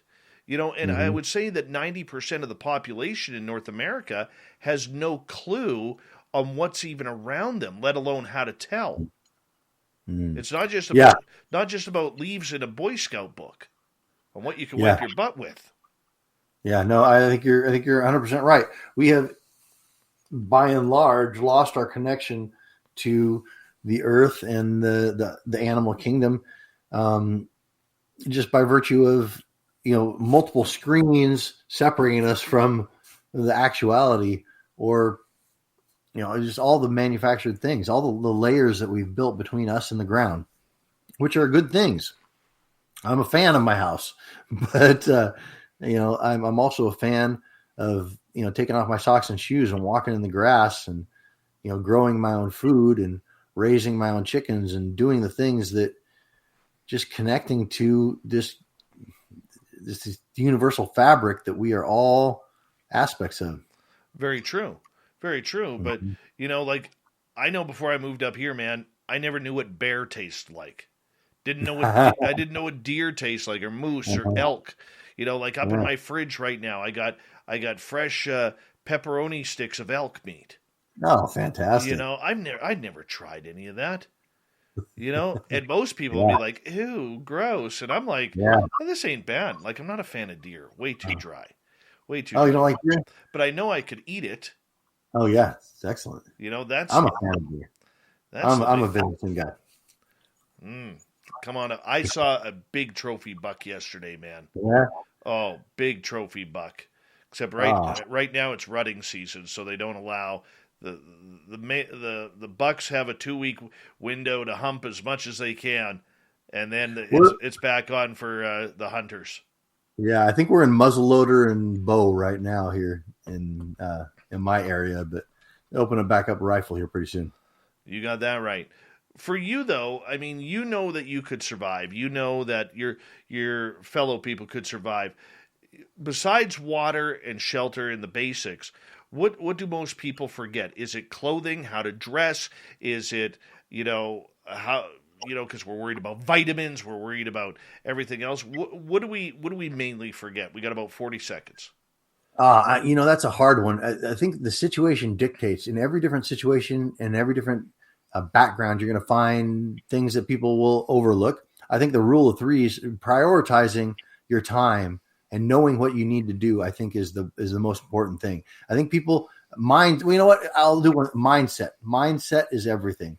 Mindset will. 14-year-old girl can crash in the Amazon and she'll walk 1,000 miles out and have an amazing story to tell. Or someone will, have a fairly minor loss in the woods, and 3 weeks later they'll walk the wrong way and they're dead. It's all mindset. All mindset. All right, we're going to continue on with the security part of everything when we come back, because survival also comes down to, can you trust people? And who do you trust? We're going to learn that from Joel Lambert, survival expert, Discovery's Manhunt. It's a good dude with us. We got him for another hour here on Spaced Out Radio. We'll continue the survival talk right after this.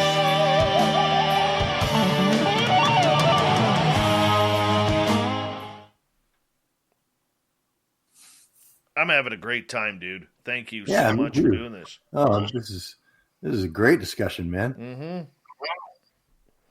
Oh, yeah. Yep. Try catching a wild animal on your feet. That's a tough one. I had one of my chickens get out the other day, and yeah, that's just trying to catch that chicken. Chickens make you look like a fool. Oh, yes. And they're so dumb that you feel even more foolish. Yeah. Yep. No, I've never, ever owned a gun. Oh, yeah? But since I moved up here, I'm actually taking my license and my hunting course this year. Right on. Yeah. Not that I think the world's going to go to all shit, but, you know, I'll be honest with you. I really like the taste of grouse. Oh, yeah? Yeah, grouse are good. I don't know that I've had grouse. I think my it's favorite like wild game, chickens. Yeah? Yeah. I know what they are. I just don't know if I've ever had them. I think my favorite meat I've ever had, exotic or gamey meat, is ostrich. And I had some ostrich fillets, steaks in South Africa that blew my mind. Best meat I've ever had in my life. Wow.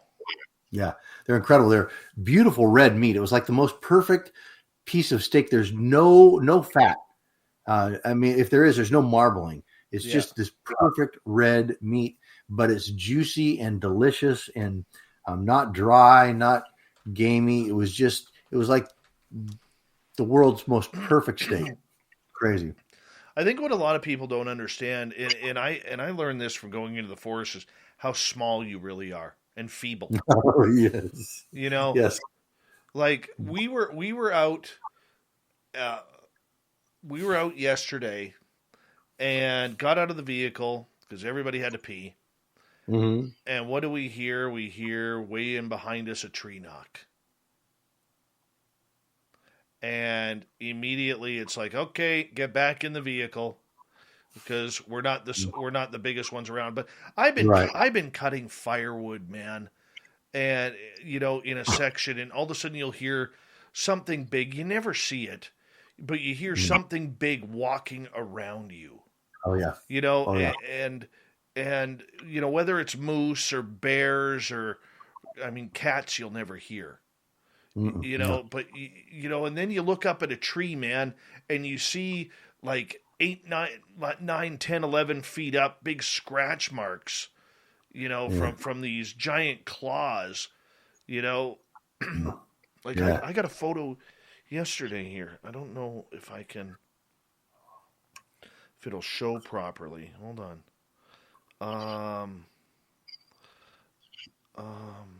Is that the one? I took a couple. No, that's the second one. There it is. Like this photo here was about 11 feet up. Okay, and you can look. Let it focus in. But you see the big claw mark right in the middle there. Yeah. Okay. Wow. Like that shit'll take your head off. Oh, dude, yes. I did a show with polar bears, and I wouldn't want to get near a grizzly or a polar bear, but I was near the polar bears. But yeah, they'd come up to the icebreaker we were on, and had the markings, the markings on the side, and they're reaching up. They're like 10 feet, 11 feet, 12 feet. I know, reaching up all the way. It's crazy how big they are, and how fast they are. It's crazy, man. Yeah, it's crazy. You know, and we are tool makers, and we have invented all the things nature did not give us: talons and night sight. and fur and all that. We've had to invent all these things, night vision, thermals and FLIRs, things like that. But man, the originals are good. Oh gosh, man. I'll tell you, it is something that, when you see a big claw mark that's digging into a tree like that, you're small when it's at 11 feet high. You're tiny. You're tiny and slow. Exactly. Like, a few weeks ago, we were driving along, just looking for firewood, man, and, looking for some trees to cut down. And you pull we pulled literally 9 feet away, 10 feet away from a moose. Mm. And I'm looking at this female, and then I'd never seen a bull male before. He was in behind her, like another 50, 60 feet. I'd never seen that before, man. Hold on one second here. Thank you, Toe Tag, Fabster, Murray, Spooky and Dirt Road for the super chats. Here we go.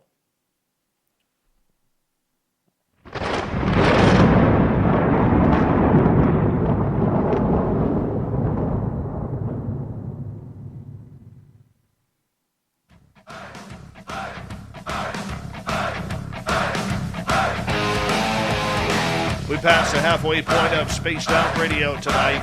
My name is Dave Scott. Thank you so much for taking the time to join us. We really do appreciate earning your listening ears. Want to remind you that if you missed portions of this show or others, check out our free archives by going to youtube.com/Spaced Out Radio. Do old Davey the favor, hit that subscribe button. Our website is spacedoutradio.com. We have a plethora of features for you. Rock out to Bumblefoot, read up on Shirky Poo's Newswire. Check out our swag as well. Follow us on Twitter at Spaced Out Radio, Instagram, Spaced Out Radio Show, and now officially we got videos up on TikTok at Spaced Out Radio. We'd appreciate it. We continue on. Survival expert Joel Lambert. He spent 10 years as a United States Navy SEAL, started on Discovery Channel's Manhunt. What's it like to survive in the wilderness if all of a sudden the alien apocalypse hits us? Yes. What are we going to do when them aliens come? Joel, welcome back, man. Yeah, I guess it depends on if it's the Dracos and the Reptilians or if it's the Galactic Federation of Light. Truth. It's all situation dependent. You have tracked people, and you've been a survivalist for pretty much your entire adult life. When we are in wilderness, one thing that I wanted to say to you is this: I'm not a big time dude who goes out in the forest all the time, but I love driving the forest. Mm-hmm. And we went to our one Sasquatch gifting site that we have, man. I had been there 20, 30 times at this point. Knew the area like the back of my hand. And this one time, my friend, I looked into the forest. I knew exactly where I was, but I could not find my way out. Mm-hmm. And I have never had a panic like that in my life. I literally thought, even though there were 5 of us there, I didn't know where the road was. I got lost. And this area, we were in it. There was a dirt part in there where we had found one footprint previous back in 2016, and I knew where I was, but my mind just couldn't project which way was out. And I'm wondering, have you ever had that happen to you? Not that I can remember, but I guess there's lots of times I'm not lost, but I don't know exactly where I am. There's a difference between being lost and just in one moment getting turned around and having to consult your compass or, reset some things and get back on track, for sure. It's just, you got to not panic when you have those momentary feelings because you're not lost. You haven't been out there for 6 hours. You haven't been wandering around, not knowing where you're going. You know where you're at. Everything's okay. It's part of what I was talking about earlier, mindset. You just got to calm down, take a look around, reset, do your due diligence, pull out your compass, look at the sun, figure out where you're going, pull out the map, just kind of reset yourself a little, kind of anchor yourself back in. That's what I had to do. And thankfully, a vehicle came up the road, and I heard it coming up the vehicle, or the vehicle coming up the logging road, and that's how I was able to all of a sudden refocus to where I needed to go. Right. Yeah, there you go. But a lot of Exactly. people panic, and they start Exactly. wandering. Yeah, exactly. And I think that's right there is kind of the thing to be avoided at all costs in all of the things that can drive you to that panic. One, your location. Where am I at? Oh shit! Look around and you're like, man. And then it rises up and it'll overflow all of your thinking and it'll destroy your thinking. Same thing with food or water or anything like that. You just one of the ways I got through buds, and I revisit this all the time, is that if you think about having to do this every day for 6 or 8 or 9 months, you can't make it through. You'll break mentally, and so you break it down. You're like, I got first phase. I'm in first phase. That's all I have to worry about. I don't have to worry about the things in second phase. I'm just in first phase, and then first phase starts getting hard. So you're like, this is Tuesday. I can make it to the end of the week. I can do 4 more days. This is all right.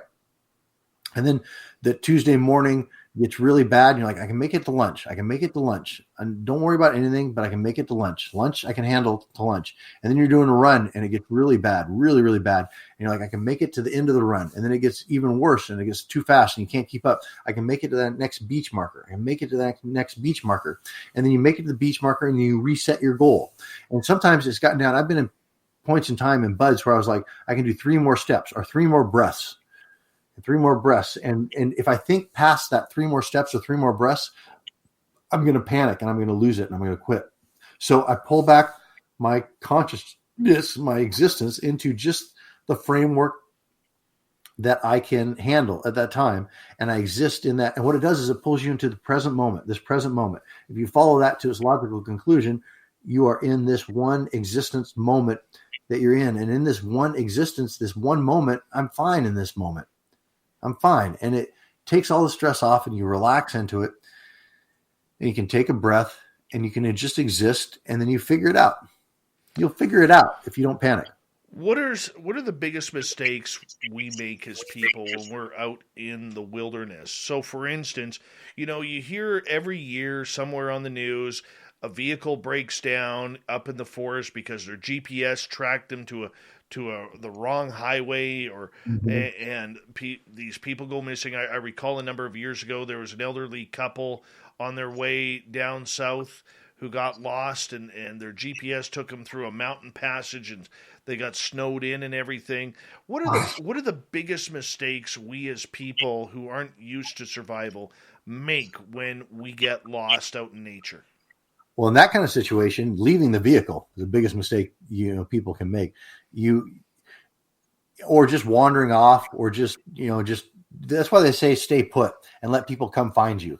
That's for kind of the lowest common denominator. If you have some skills, you should absolutely be proactive and not wait for someone to come find you. If you don't have skills or if someone knows where you are, the situation will always dictate your response. So if I'm someplace where people know where I'm at, or know where I'm expected, I'm going to stay along those tracks. You can either let somebody come get you or you can navigate your way out of it. And so it depends. You need to have a realistic assessment of the situation, your skill sets, and what you can do in that situation in order to make the right call, because it's very easy to think too highly of yourself, or to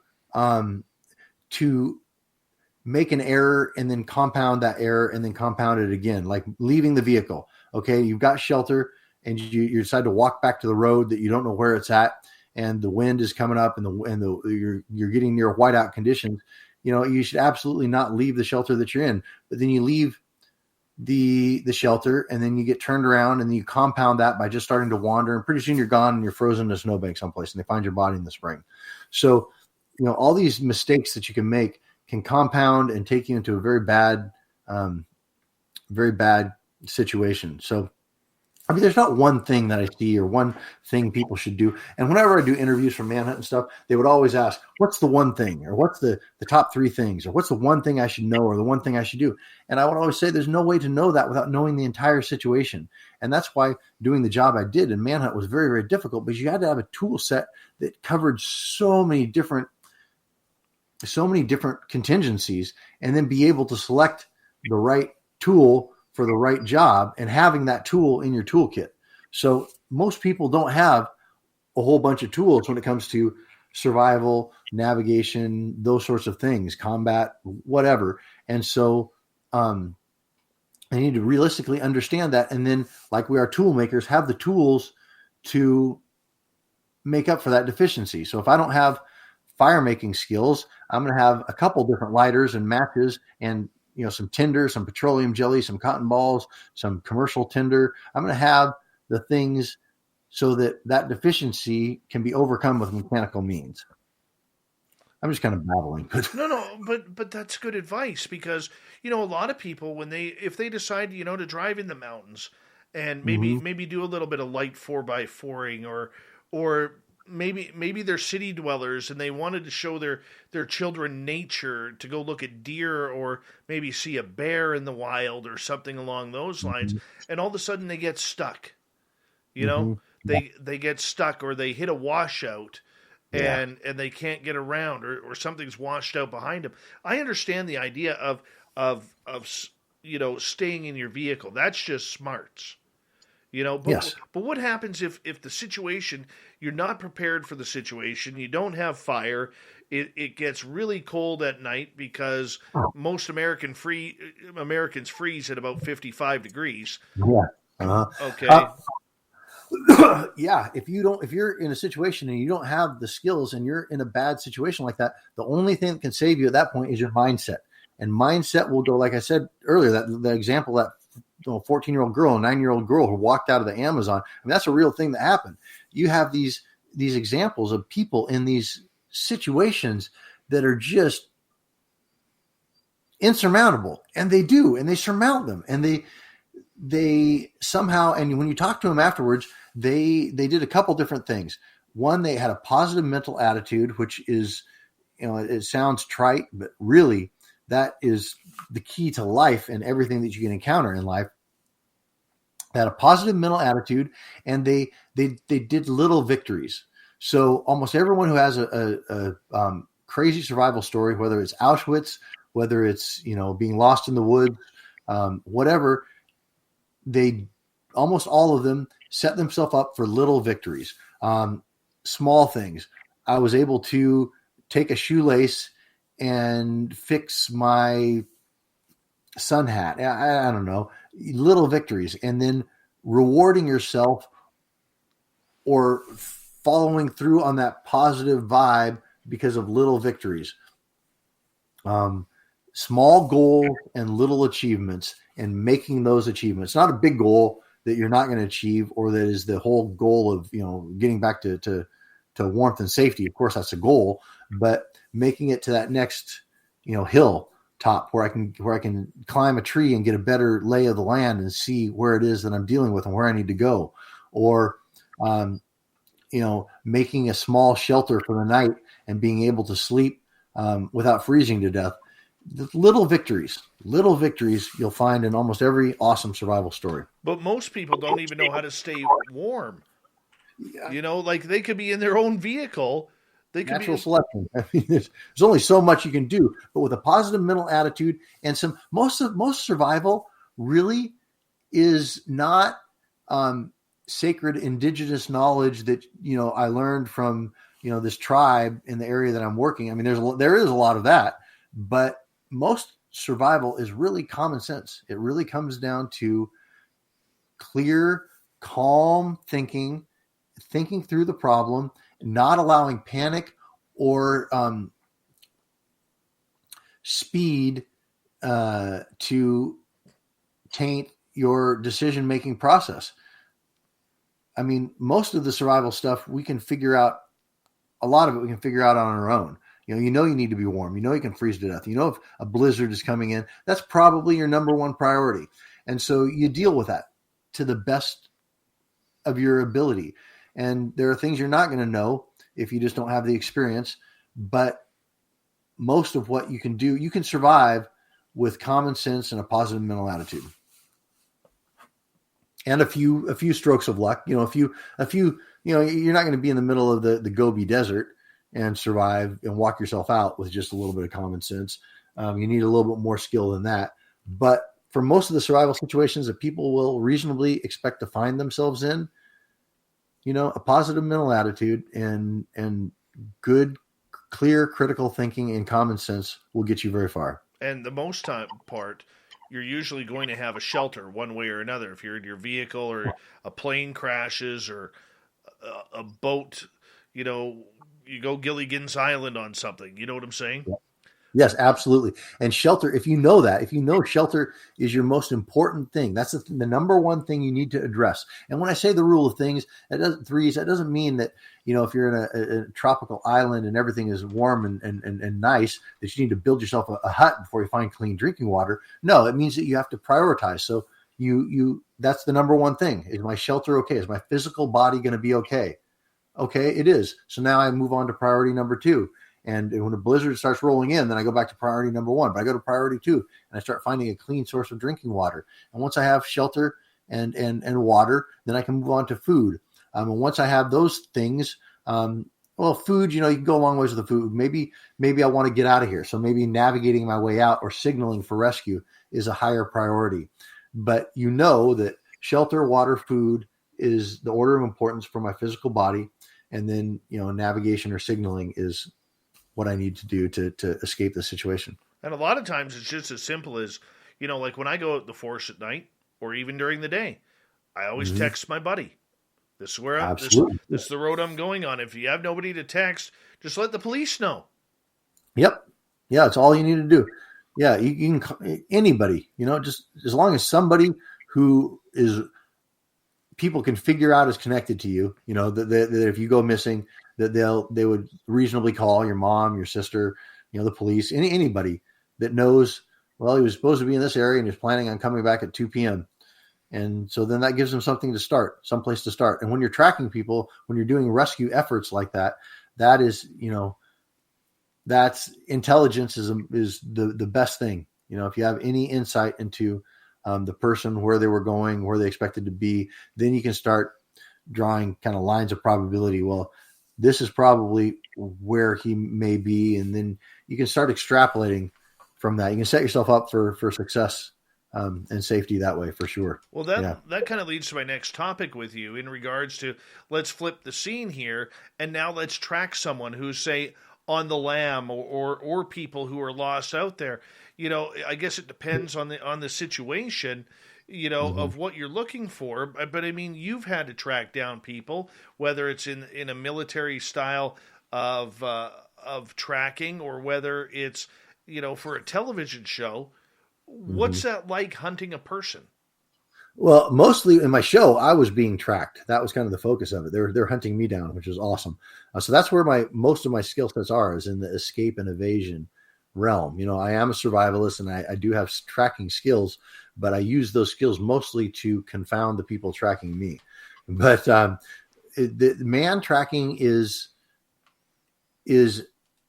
awesome because it combines all the tracking, physical tracking skills. Like if you're tracking an animal, a wounded animal, or just any animal, you're tracking that. But now you're also, it's the most dangerous game, man. You're pitting your wits against another human being. And if they know that you're tracking them, then it becomes this awesome game. And when I was doing manhunt, these people that were so phenomenal were tracking me, and I was trying to beat them with everything that I had. I found it the most pure, most beautiful combat. To contend like that against somebody else who is using all of their skills to confound your attempts and vice versa. And you putting everything on the line. So many people got hurt during my show, and I'm kind of proud of that. Not that they got hurt, but because it was so real and it was so legit, and so many people poured their hearts out and put everything they had and risked everything into these experiences, that I find infinite beauty in that. What were some of your tricks in evading people? Well, it would depend on the situation. Again, it would depend on how they were hunting me. So one time they were hunting me with some incredible bloodhounds, and that was one of the hardest ones I've ever done. I didn't think I was going to get away from that. I was like, okay, chalk this one up to a loss. You can't beat bloodhounds. But what you can do when you are water, shelter, fire, food, no, that's wrong. When you're being tracked, and especially if they have a mechanical advantage or an animal advantage, if they have a dog that's tracking you, or if they are using a drone, or if they're using thermal, FLIR, night vision, anything like that, it's a mistake to try to beat the technology or beat the animal, because in most cases you can't beat the tech and you can't beat the animal. But what you can do is you can create doubt in the user's or the operator's mind. And so what you have to do is you have to drive a wedge between the operator, the person, and the technology, or their dog or their horse or whatever it is that they're using to get an advantage over you. And so you drive a wedge between them, and you make the person stop believing the dog.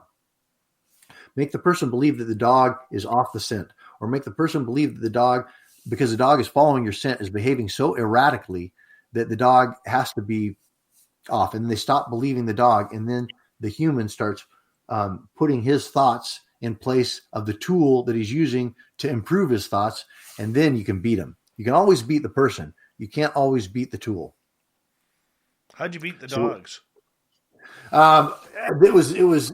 I had a couple different strategies with the dogs. The first thing I did is I was wearing all my Gore-Tex and all my because dogs, bloodhounds, the smallest flake of skin and the scent and the hair that will come off your body and the sweat and your respiration emits these particles that these dogs can follow, like neon signs. And so first thing I did was I buttoned everything up. I zipped everything up. And when I was running and when I was moving away, I was very careful not to sweat and not to breathe, not to get my respiration too intense, so that I minimized my trail is the first thing I did. Minimize my trail. And then I pulled a couple different tricks to make the handlers believe that the dogs were off the trail. And the dogs that I was going against, it was really hard because they ran them off leash. So the dogs would have a cowbell on them, and they'd release them, and the dogs would run after you with this cowbell banging as they bayed, which is terrifying as these dogs are after you. And then the guys would run behind the dogs and just follow the sound of the dog. So they were very, very difficult to beat. But I ended up running them down, and I did a couple different tricks in some water to do. And so dogs will be able to track through water, or not through water, but on the banks. So you have to be very creative. You can't just cross water and think that that's going to throw them off, because what happens is the dog handlers are smart. So they see where the dog lost the scent, and then they just go up and down the bank until they pick things back up. You can't just levitate and fly someplace. If you can't do that, you're going to leave a trail. And so they're going to find it. They have techniques to cast around and find the trail. So what I ended up doing, I think, is I got in a stream, and it was freezing cold, and I ended up swimming like 400 meters down this stream. It's like a slough down the stream until I saw water moccasins. Then I got out when the water moccasins were all moving around. Got out. I pulled a couple different moves around this lake. I ended up getting into a boat that was on this lake and paddling across and pulling the boat up, leaving it, and then walking back around. So I left trail for the dogs to follow, and then getting back in the boat and pulling off to the side of the lake. And then there was a bunch of saplings, and I did tangled yarn. So you basically just go around trees and just create this snarl of scent. And so the dog will try to untangle the snarl of scent unless the handler is really smart and goes around outside of the area and tries to pick up the scent coming out of the area you snarled. But the handler has to figure that out and be able to see what you're doing in order to unravel it. And because they're running their dogs off leash, I figured that I could get the dogs kind of lost and confused. And when the handlers came up to the dogs, they wouldn't know what the dog had done. They hadn't been observing the dog's behavior for the last 15 to 20 minutes. So they wouldn't have anything to extrapolate and figure out, what I had done. They just had a dog that was upset and confused. And so it worked. And I got a lot of time, and I managed to get away. No predator mud? No, I didn't use a predator mud. Not in this one. Right on. Joel, we got you for another 30 minutes here on Spaced Out Radio, and this has been a great show so far. I think when we come back, I want to get back into your experiences that you've had in learning about everything from psychedelics to aliens and the military. I know you got a good interest in all of that kind of woo that's going on, my friend. So we are going to deal with that. Joel Lambert, Discovery's Manhunt. He is with us on Spaced Out Radio. We got him till the bottom of the hour. Then the fedora-wearing John Hudson will join us for the UAP report. We'll be back on Spaced Out Radio right after this.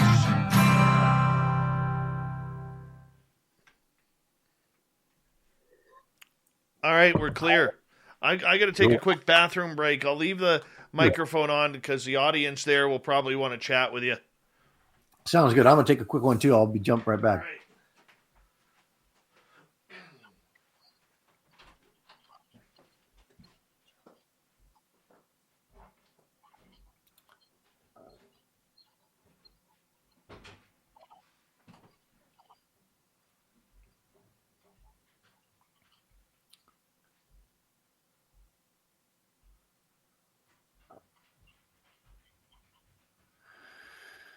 Viktor Frankl. Well said, Marie. Amazing man.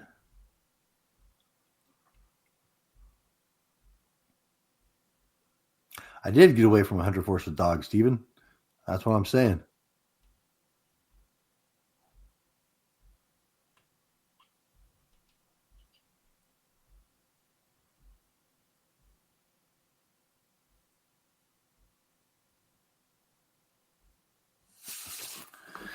I've beaten dogs, and they were some of the best handlers.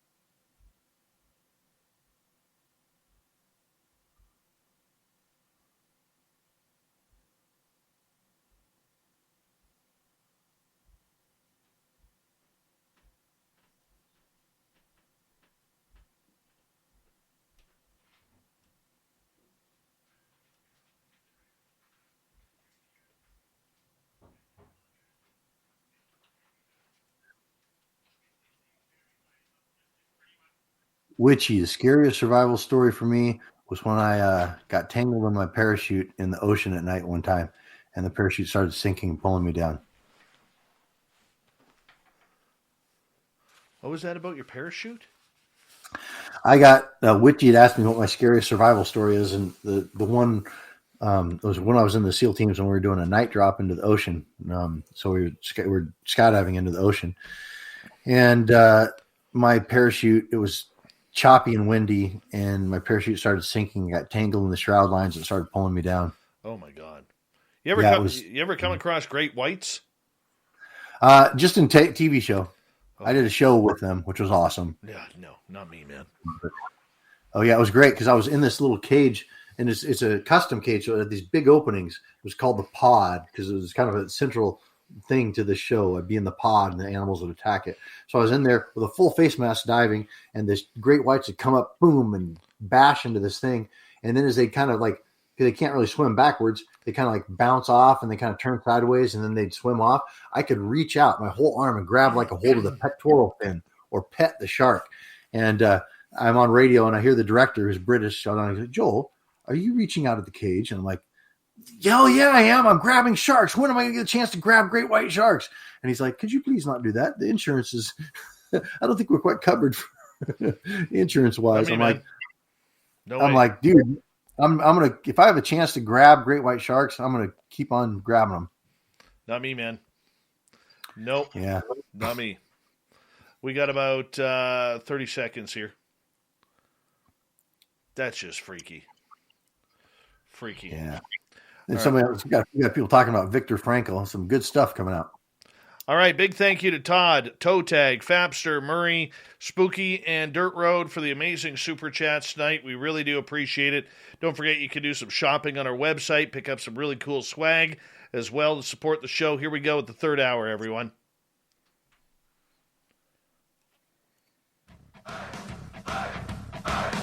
Would you like to connect with us? Head to spacedoutradio.com for all your latest show info.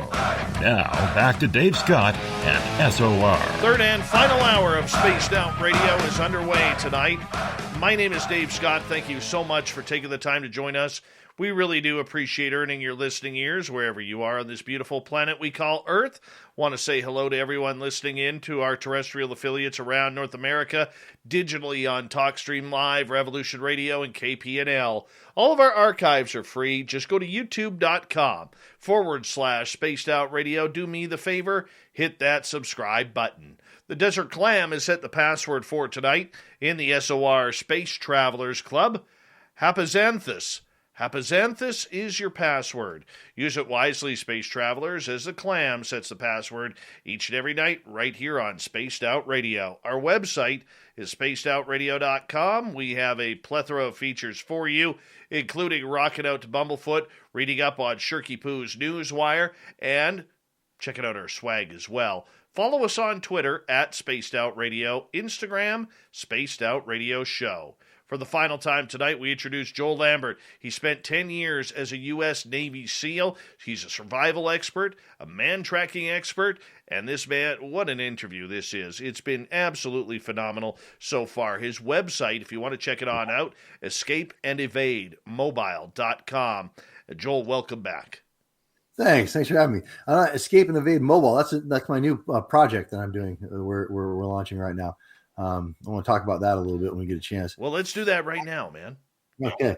All right. So I was doing Manhunt, these shows, global shows around the world, escape and evasion, and people would always interview or ask me, or fans would, when am I going to take fans out on a E&E, or am I going to do a course? Am I going to do an online course? Am I going to do a school where people can come and learn the stuff I was doing? So I was doing booby traps, deception trails, anti-tracking, counter-tracking, indigenous, primitive skill type stuff.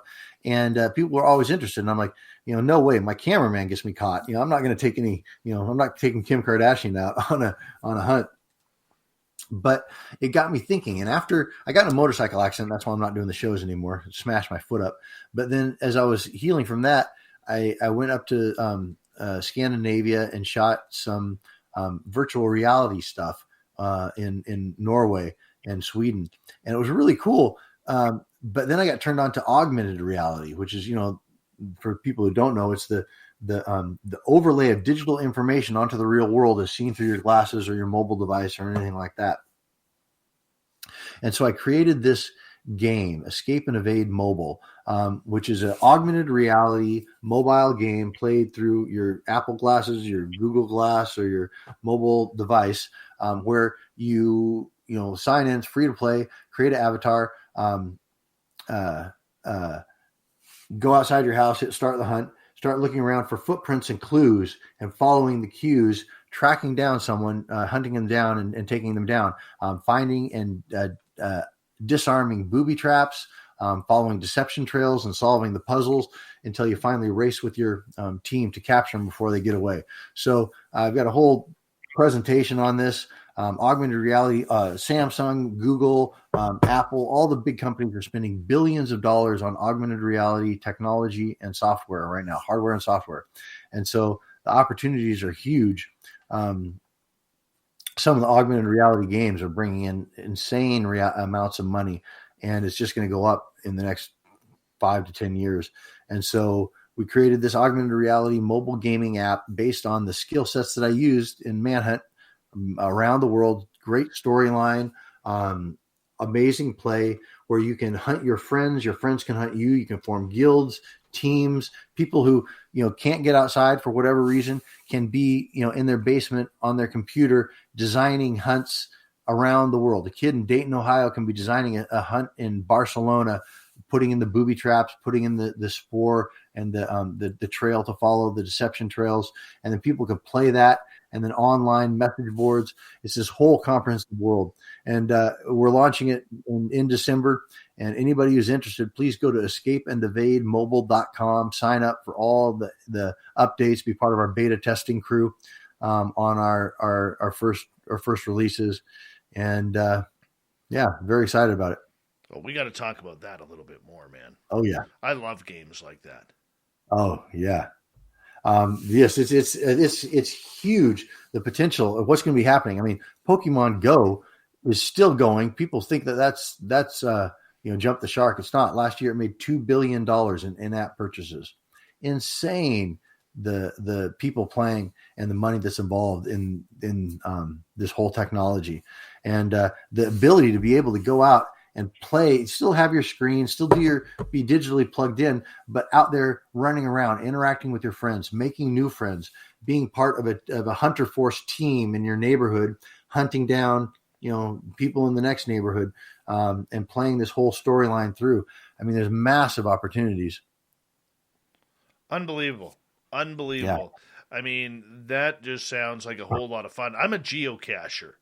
Okay. There you go. So I really enjoy getting out into the wilderness and going to even in the suburbs and going to find these geocaches. So I mean that's right up my alley for this, man. Awesome.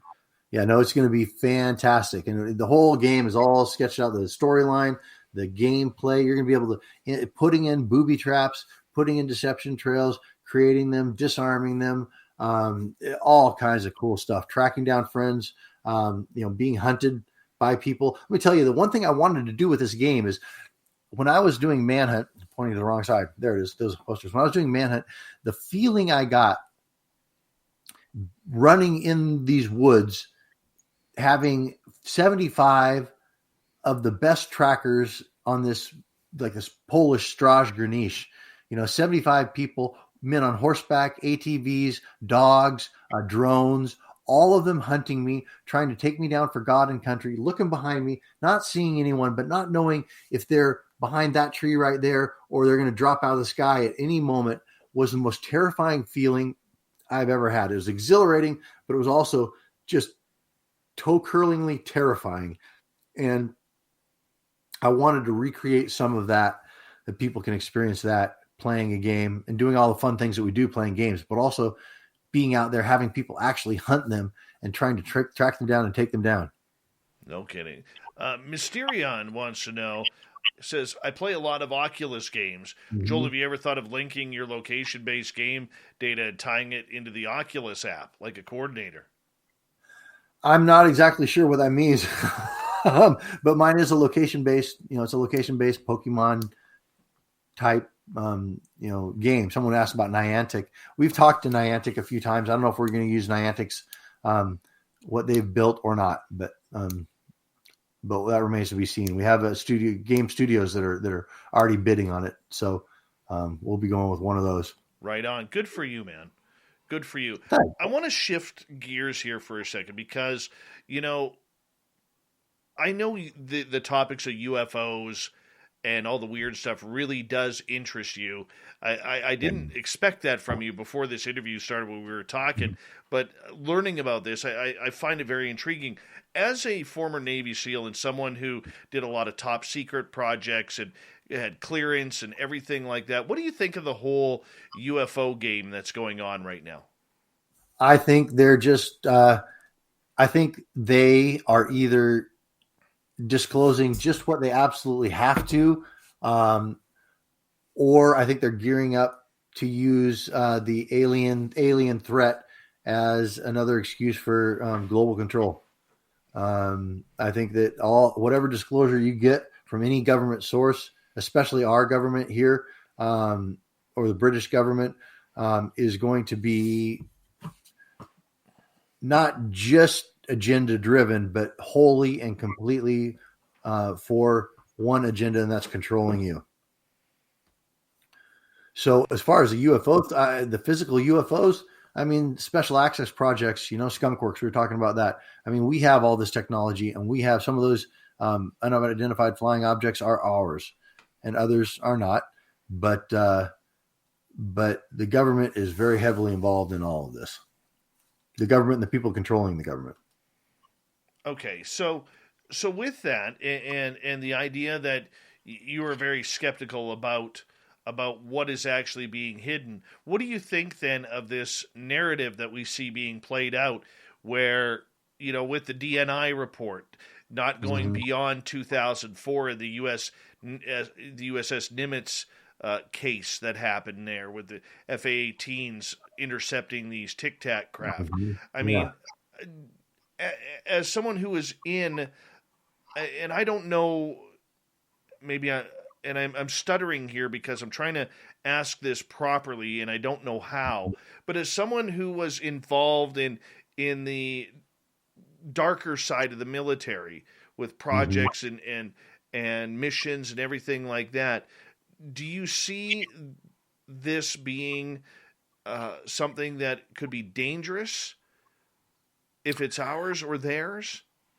I think it's more dangerous if it's ours. I think because it's all tied together, whether it's the reptilian, the Draco line. I mean, it's all tied together, and it's all. I mean, we got the technology from them, and so. But the fact that all this technology has been kept from us for so long, and kept from all the good it could do for society, for the control of a small few, with the ultimate goal of just controlling this world's population. I'm much less skeptical of extraterrestrial races than I am our own government and the people controlling this world. But I know that there are extraterrestrial races out there that are not benevolent, but I think the vast majority of them are, especially the ones that are ascended higher than we are. And so I'm welcoming that contact, and I'm looking forward to it and us being able to join galactic community. If you're allowed to talk about it, while you were a Navy SEAL, did you ever see any anomalous objects in the sky? I did not, but several of my close friends, most of them fighter pilots, one of them who was former carrier air wing commander, and some guys with serious access to what's going on with naval aviation. I mean, people spot them on scopes, and pilots have seen them quite often, and it never gets reported because generally they never report it because you're going to come back to your commander and say, "Hey, man, a bunch of aliens just saw UFOs flying around." I mean, that's just a way to document it, and people don't speak up for all the encounters that they have. And a lot of coon guys I know have had experiences of seeing things. I never did. I wish I did. I look forward to it. I go out and do the CE5 meditation. Sometimes with my girl, we go out in the woods and meditate and, try and invite some extraterrestrial contact, but it's never happened. Do you believe then, being a former member of the United States Navy for as long as you were, that they really were not tracking these phenomena? Oh, no. No, I think a lot of encounters don't get reported, but I think that the high-level government agencies absolutely are tracking all of this stuff. Without it, how could they not? I mean, they've been tracking this forever. Back to Eisenhower and Roswell, and before that, and the contact with the Greys and all that stuff. I mean, they're tracking it all. This is all not unknown to maybe not the governments, but the people controlling the governments and a few people in government. Yeah, because that's the one thing that, I couldn't believe that people actually fell for when the Navy came out. Whoa, this is new to us. We better take a look at this. We've never had a record book on this, and now we're going to tell our pilots instead of and our admirals on the ships, instead of throwing those reports in the garbage, let's save them. Let's see what's going on. And the public bought that.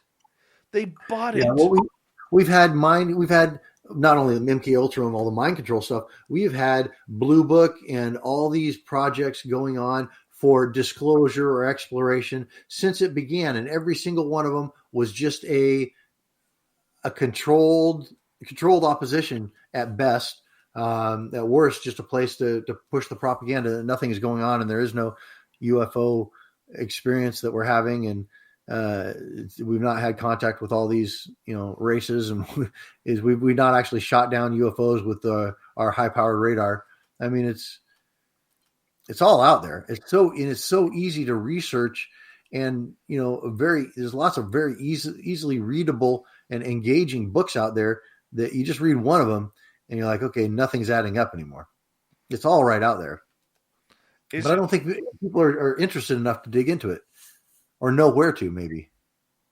Where would you take it? Where would I take it? What do you mean? Like if you got into investigating, with your contacts, with the people where would you take it? That wouldn't be the path I would go. I'm more interested in the cabal and the origins of that and what ties they have to all the extraterrestrial stuff. I wouldn't take it in that direction, but if I would take it in that direction, I would just start poking around friends and acquaintances that have transitioned out of the military and now are working at some of the alphabet agencies. And I would start, finding out what I could from them, and I'd just start poking around and see what turned up, turning over rocks. Really. You mentioned that you think a lot of these sightings are technology that the U.S. already has at Skunk Works and other places like that, from Lockheed to Boeing to Grumman and whoever. Where would you like to, or that's the wrong question, but why do you lead to believe that a lot of this technology we're seeing is already ours? Just the books I've read and things I've put together. It's mostly just following, what other researchers and stuff think and talk about. But I think that you can find glimpses of this technology a lot of places, from ancient stuff to Nikola Tesla to stuff that's being patented right now that you can find. And I don't have a complete picture at all, but what I do is I see puzzle pieces, you see puzzle pieces here and there, random puzzle pieces. And after you see enough of them, you can kind of get an idea of what the picture might be, And then things pop out. You see, just a few weeks ago, there was some picture of, some really freaky craft being pulled out on an 18-wheeler from Skunk Works or something. There's so much out there. I think we've had this technology for a very long time, and most of what we see is government owned. I think most of our real extraterrestrial races we're going to commune with and we're going to join with, we're not talking as galactic as much as we are interdimensional. And so the physical flying craft, I think a lot of that when I think of a physical flying craft that's not coming out of some sort of cloaked state, I think immediately that my thought is more than likely it's a government craft. I don't know if you know the name Luis Elizondo, the gentleman who used to run the Pentagon program for UFOs behind the scenes, and now he's in the public, really championing the cause for disclosure. When you look at somebody like him or other people within the government who are now talking about UAPs on a real basis, that we need to put funding into them, we need a task force, and we need departments to turn over what they know. What do you think of all this? When they say they need funding for that, that cracks me up, because if you have any idea what kind of the black budget that goes to this kind of stuff already, there's never been an issue with funding in this kind of arena. Government funding is funding that Congress doesn't have any say in or any idea of what's going on. This is all black project stuff, and it's got plenty of money, and they've been developing it since probably well before Roswell. So basically, you think the U.S. government is lying about what they know about aliens and UFOs? 1,000%. I would stake my life on that statement right there. And that doesn't make you feel comfortable? It doesn't make me. I don't have any issue with the extraterrestrials, except for a few races that have been fairly nefarious. What I have a problem, what I'm more concerned with and more happy to see the end of, is the cabal here on Earth and what's going on with that, and the control and all these programs that they are ultimately in control of. The 13 bloodlines, all that stuff. Mm-hmm. Where do you think all of this is leading? I think it's leading to an ascension of humanity, of our collective consciousness. I think that everything coming out like it is coming out globally, with disclosure, the extraterrestrials, psychedelic therapies, people waking up just in mass amounts around the world to what the state of the world really is, and seeing through this bullshit veil that's been draped over humanity for so long, that I think that we are on the edge of, we're on the eve of ascension. I think that humanity is going to be ascending, and I think it's a beautiful thing. Oh man, I would love to see you and interview you, because I have a feeling this is a rabbit hole you're going to go down. I really do. I don't think I'm wrong with that, but I would love to interview you in like 6 months on this exact same topic, just to see what you've learned. Oh yeah. Yeah, this is some fascinating stuff, but I'm very positive about our future, our collective future. And I think that, there are a lot of thoughts and people smarter and more insightful than I that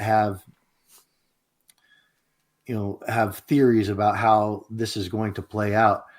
But, whether it's going to be a separation of, we're ascending into a 5D, fifth density Earth and humanity, and leaving some behind that aren't ready to go, that may be one way. We may go into a period of darkness first, and then a collective ascension.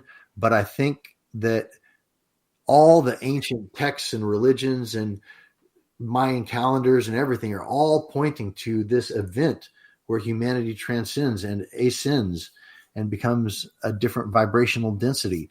And I think that it has been happening for the last 10 or 15 years, and it's massively accelerating. And the powers that are in control are desperately trying to hang on. And it's just crumbling around their ears. And humanity, we will ascend, and we will ascend. Awesome. We got about 40 seconds left with you tonight, my friend. And I got to tell you, this show went in so many different directions I didn't expect it to go. And I'm glad it did, Joel. I'm glad it did, because I think we learned a lot about you and what you're all about. And I would love to have you back, man. I would love to be on. I would love to be on. Blessings to everybody. Thank you, everyone, for listening in. It's been an absolute pleasure. Go to escapeandevademobile.com. Sign up with your email address. You'll be the first to know all. We're not going to spam you or send you stuff every day, but you will be the first to know on everything Escape and Evade Mobile. And we'll be pulling our beta testers and our first groups from that list. So please sign up. Make me a happy man. I'm going to do that myself. So thank you so much. Joel Lambert, everybody. Coming up next, the fedora-wearing John Hudson is back. We're going to get into some UFOs right after this with Big Bad John. We'll take care when we come back right from the break here on Spaced Out Radio. Oh, man. Dave, thank you for having me on. Dude, this was fantastic. That was stellar. So good. I had a blast. We got to do it again. I have a feeling, dude, you're gonna be a big time into the UFOs here soon. I hope so. I'm looking forward to the contact. All right. Well, thank you so much, my friend. Let's stay in touch. You're fantastic, and thank you for your service and everything, man. Appreciate you. Thank you. Have a great rest of your night, man. All right, you take care. Good night. Later. How awesome was he? Joel Lambert, everybody. How awesome was he? All right. Body technician, good morning. Sleazy Bees, what's happening? Sandra, are you okay where you are with the flooding? Carbine's right. How you doing, buddy? Divine Diamond number 1. You and I are now Facebook friends. Yes, we are. You're stuck with me now. Let's see here. Who else do we have? Hey, Clam.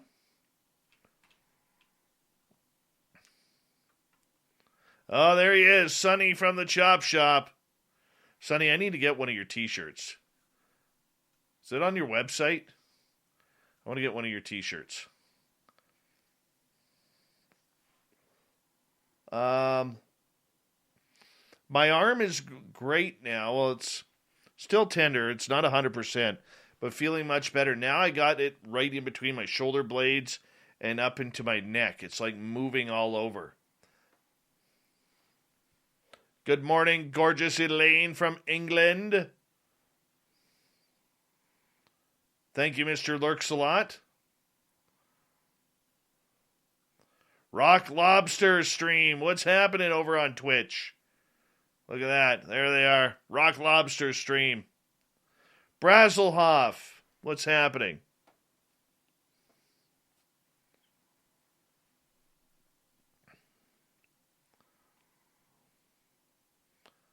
Yeah, we got nothing up here, Sandra. Every route up here from the lower mainland is cut off now. So any food coming into my area is going to be coming from Alberta until they can figure it out. Like, it is weirdly weird. But you know what? I mean, like, I saw some idiots out there today on social media. This is all about the pipelines. Has nothing to do with the pipelines, you morons. You ever think of the like million hectares of forest that burned this year, and it's in the mountains, and there's no trees and no root system to suck up that water because all the trees are dead due to fires? I mean, just morons. Absolute morons. Always have to try and get that out there. Fab22 from France. How you doing, bud? Good morning to you. Look at that. Right there. Bonjour. Comment ça va? That's a Quebecois accent. I'm sorry. That's all I got.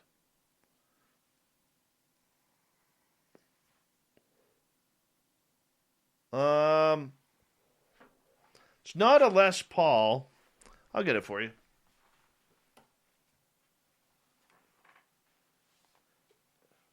This is an ARC. Oh, right there.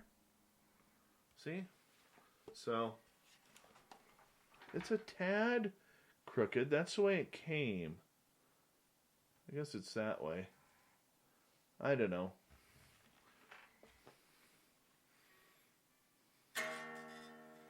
Oh, this thing needs to be tuned. Got a pick around here somewhere.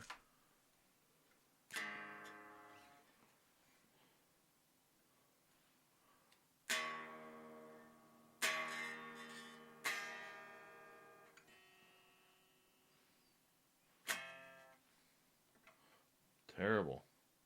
Terrible tonight. I was playing with my kid earlier.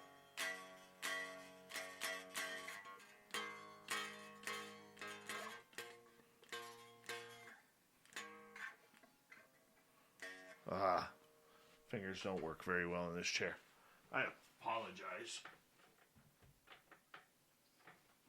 I had to retire this guitar, the red one, right there.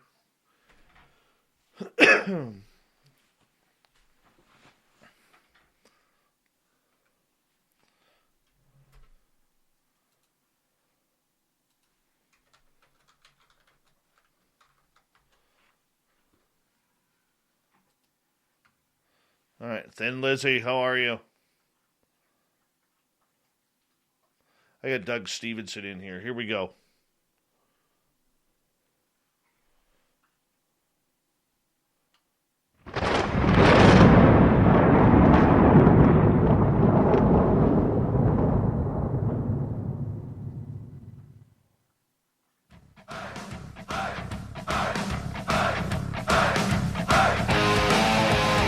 Rounded third. We're heading for home tonight on Spaced Out Radio.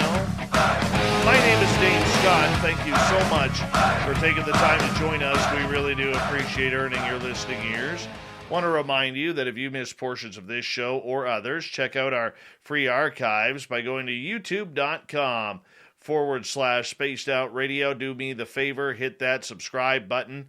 Our website is spacedoutradio.com, where we have a plethora of features for you. Rock out to Bumblefoot, read up on Shirky Poo's Newswire, check out our swag as well. Follow us on Twitter at Spaced Out Radio and on Instagram at Spaced Out Radio Show. Now, normally, we got the fedora-wearing John Hudson. I think he's having some computer troubles tonight, trying to hook on up. I was talking to him just a couple of seconds ago, and he'd be like, dude, what?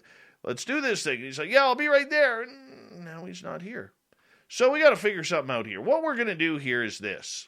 If you're in our audience and you got some questions that you would like old Davey to answer for you while we wait for the fedora-wearing John Hudson, put them in capital letters, and we'll kind of get into it.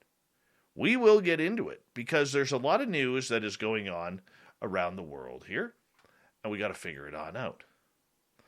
And, you know, that's just the way we got to do it. That's the way we got to do it. John's trying to get things organized here, so that's okay. He'll be here momentarily.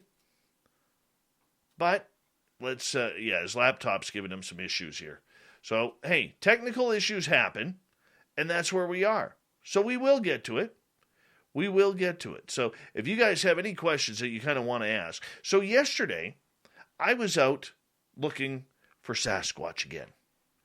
I went out all weekend looking for Sasquatch. Didn't find anything. But when we were driving up this one road, and this is a road that I'm very familiar with.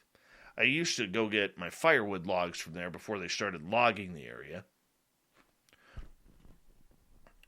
And I'm driving along, and I'm not a pro by any means, okay? I'm not a pro by any means, but I learn a lot from people like Duke from World Bigfoot Radio. I learn a lot from people like Nate Rudd and, you know, a lot of Sasquatch researchers, Bigfoot Michigan Rob, and a number of really cool people, okay? I learn about them. And here I am in the forest yesterday, and I'm looking, driving at about 5 miles an hour, 7 kilometers if you're in Canada, and I'm just looking.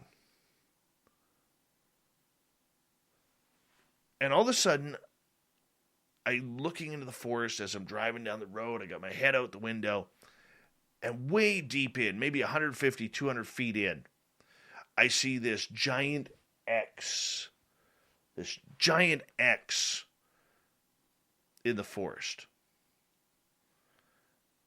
And I stop. I put my vehicle in reverse so I could get back that view. And the thing about it is, okay, there's a lot that could happen. I mean, they could be dead trees, rotted trees, whatever. There was no bark on either of them. But here they were making this beautiful X. So I stop. And I'm kind of looking at the area before that. And all of these little trees are kind of pushed over and rounded. Okay, so I'm thinking, what would our Bigfoot experts do? What would our Bigfoot experts say about this? And I started thinking, well, the bent over trees are a sign that people think that it leads to an area where maybe there's a shelter or something along those lines. Or it could be something very non-supernatural, okay, and very nature-oriented, which would mean that heavy snow falling from the bigger trees that surround this area would pile up on the smaller trees. But what was really weird is we drove up a little bit further, because sometimes nature calls, and I was going to do a turnaround with my vehicle. Got out of the vehicle, and off in the distance, heard a wood knock. That was kind of cool. Just one. Just a big bang. It was in deep in the forest. It wasn't anything that was close to us. But there was that wood knock. So now I have to go out there. And it's a terrible time because today we had like blizzard conditions out here. But I have to go make time on Thursday where I'm going to go out in the forest and I'm going to go take a look. I have to. I'm going to bring one of my outdoor buddies, my tracking buddies with me. And it's going to be cool. It may be nothing. Maybe nothing at all. But it could be something. And that is what we have to look for. Because my other two Bigfoot sites, the one I haven't been to since before the forest fires here, got to try and get back in there one more time. But this one here, my original one, I've been to it twice, and it's just heartbreaking since they logged all around it and missed my gifting site by about 8 feet. Literally 8 feet. But this new area, I was talking to my buddy Mark, and I said, Mark, you know, we had action at the first site and the second site. Where should I go? And he pointed me in that direction. And that's where I found maybe X does mark the spot. I mean, we're not talking small trees here either. We're talking like 8-10 inches around, fallen together in a beautiful X. At least that's the way it looks from the road. I mean, once you go in there, I didn't go in there that deep because I'm unarmed. But maybe when we get in there that deep, they may be 5 feet, 6 feet apart. Who knows? May it just look that way from the road. But you have to look and you have to take the time to take the sights in to see if that would be a place or could be a possibility of some sort of marking left by Sasquatch. You never know. It could be. That's what I'm hoping for. Because Lord knows I am bored of going into the forest and not seeing a thing or hearing a thing. You know? I look like an idiot out there banging away on trees, smacking them all around, and you hear nothing. Nothing.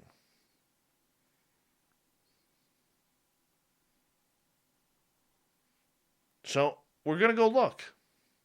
And hopefully the snow holds off just enough so we can get out there. Because I really, really want to know. I really want to know. And I think that's a good way to do it.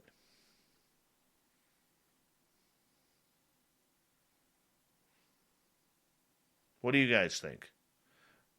Duke in the chat room from World Bigfoot Radio says, they have to be touching, yep, as in the X trees.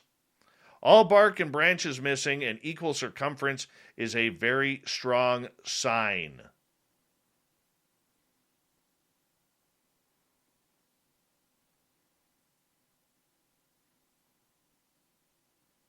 So we got to go look. Rock Lobster is asking, Dave, is the answer more important than the search?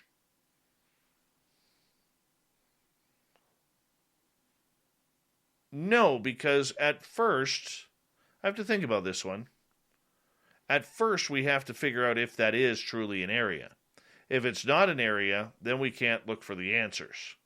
Or, in this case, try and make communication. Can't do that.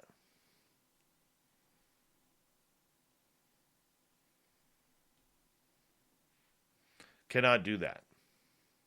We got to be able to find that location, maybe find that tracking area, that deer trail or something that leads to a path. Now, there is something interesting in that area along that road. There is an active trapping area along that road. So we need to make sure that we aren't entangling ourselves in that trapping area. And I know from listening to other people from our area who have had encounters state that trapping areas are like a highway for the Sasquatch, at least in this area. They are following the traps and the trap lines. It's easy food.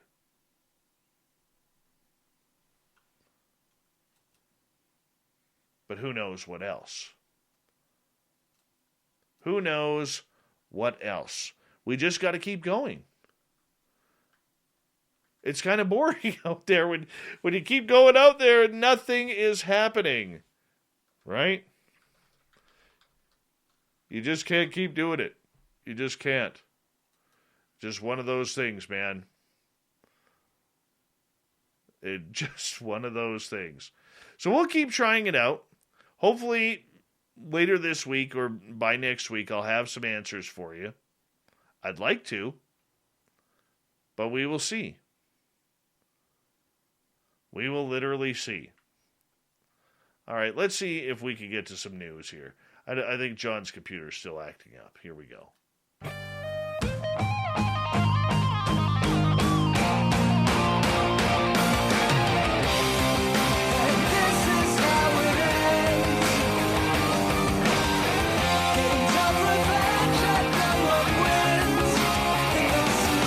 All right, we're going to get to Shirky Poo's news a little early here tonight because that's kind of what we do every now and again. And why not?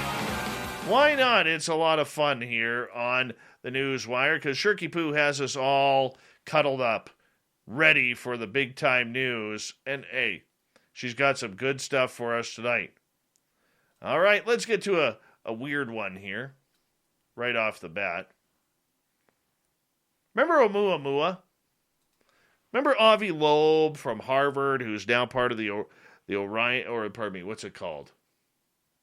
Not the Orion Project. Why can't I think about it? Now I got to Google it. Avi Loeb, UFOs. All right, what the heck is his project called? Galileo Project. Thank you, Dave. Thank you for finding that. All right. Remember when he took all the heat about whether or not there was going to be Oumuamua? And he took a ton of heat saying that, hey, we can't rule out aliens here. And everybody was like, no, it's just a big chunk of ice that's a weird shape. And everybody else was like, no, we got aliens. And, yeah, it was a big argument. Well, finally, this is getting a little savage here. All right, a little savage. Because the scientific community has long debated about what it is, and now they're saying it's not ice. A team of researchers, including Harvard astrophysicist, who might that be, suggested Oumuamua was a light sail sent from another civilization. Note, there's not enough nitrogen in the known universe to make an object that size. It is believed Oumuamua was somewhere between 300 and 3,000 feet in length and could be anywhere between 115 and 548 feet thick.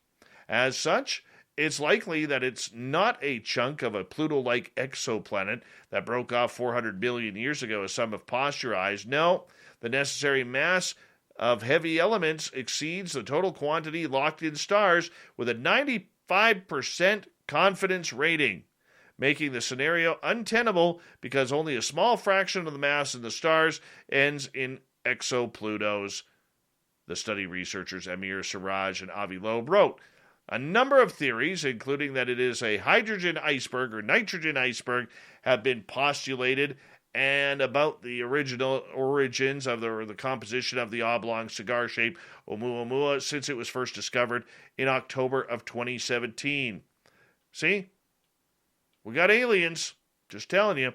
In the solar system, pure nitrogen has only been found on Pluto, and if all the pure nitrogen came from another Pluto-like planet that are believed to exist, it still wouldn't be enough to make Oumuamua.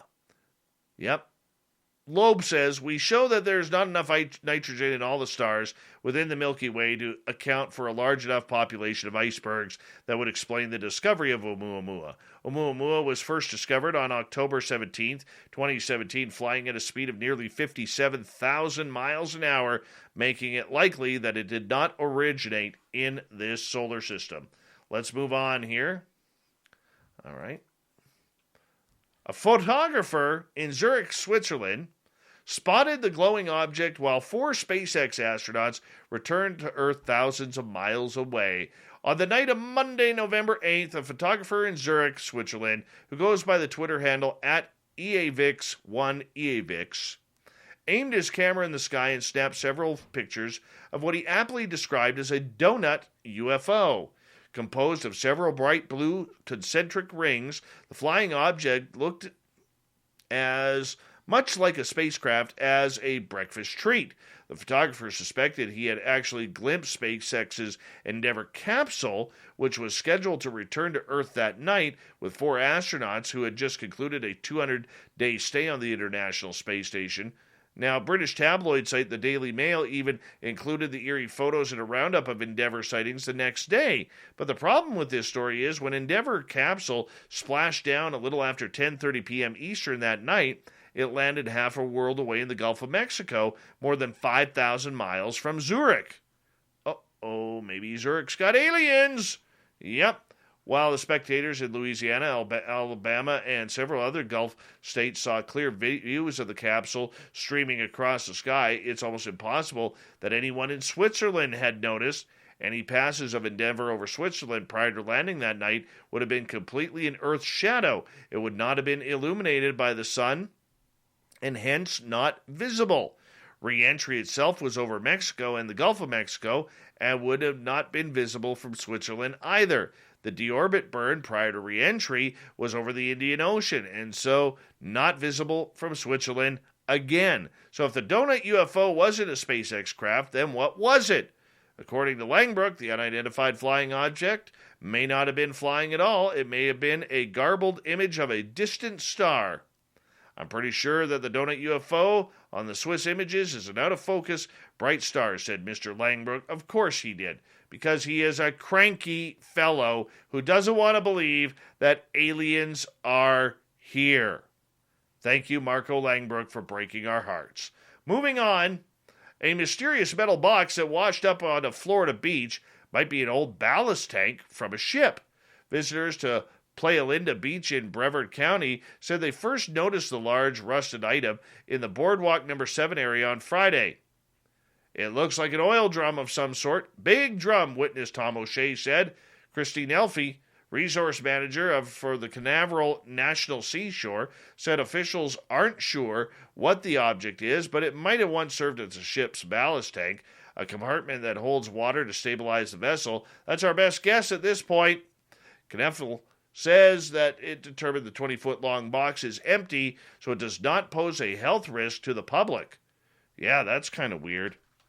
Very weird. You know, we have these big storms here in British Columbia, and this is actually kind of scary here, as if you haven't noticed or seen the footage of this, it's kind of freaky, because in Vancouver, while the storms, the rain dropped literally a couple hundred millimeters of rain, over near Stanley Park, they actually had a barge that was anchored into the harbor release its anchor in the heavy storm, and it's drifted into the beach of Vancouver.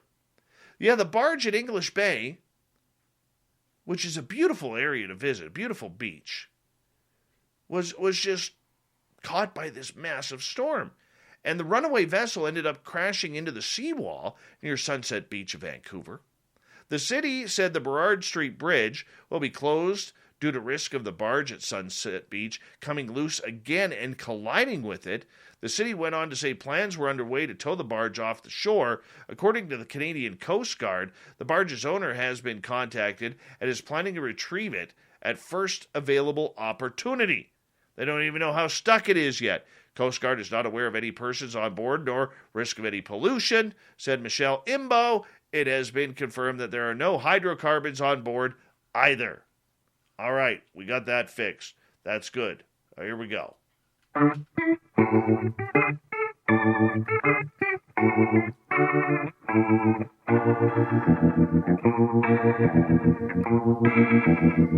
Let's get to the thought of the day, which is, how would you survive an alien apocalypse? Connor, same way Zeke from the faculty did. Jim, by sucking up to them and helping them out, betraying mankind. Nikki, depends on the race and aliens we're dealing with. Let's go to Gregory. Hypothetically, I'd be hooking up with our Keith Andrews to see if we can both BS our way out of oblivion. Jim, anal probed versus anal cord? I'm going with probed. Very nice. We appreciate that. Thank you so much to everybody participating in the Thought of the Day. We really do appreciate it. Thank you to Shirky Poo for the news. And, of course, to our guest tonight, Joel Lambert, talking survival. And what it was like to be a Navy SEAL for a decade. Can you imagine what that did to his body? Wow. We got Mr. Ron Bumblefoot Thaw rocking in the background with Little Brother Is Watching. Bumblefoot is the official music of Spaced Out Radio, rocking us in and out of every single show. Get your horns up for the guitar god himself. Special thanks to everybody listening in at home, at work, in your cars, wherever you may be. Thank you to everyone in our chat rooms tonight. YouTube, Twitch, LGAB, Revolution Radio, Spreaker, Facebook, the Space Travelers Club, and on Twitter at hashtag Spaced Out Radio. I know you're out there somewhere. Remember, this show is copyright by Space Out Radio and SOR Media Ventures Limited. Thank you so much for choosing to share your evening with us. Because together, my friends, We're watching. we own the night. Mr. Bumblefoot, we need a favor. We need you to take us home.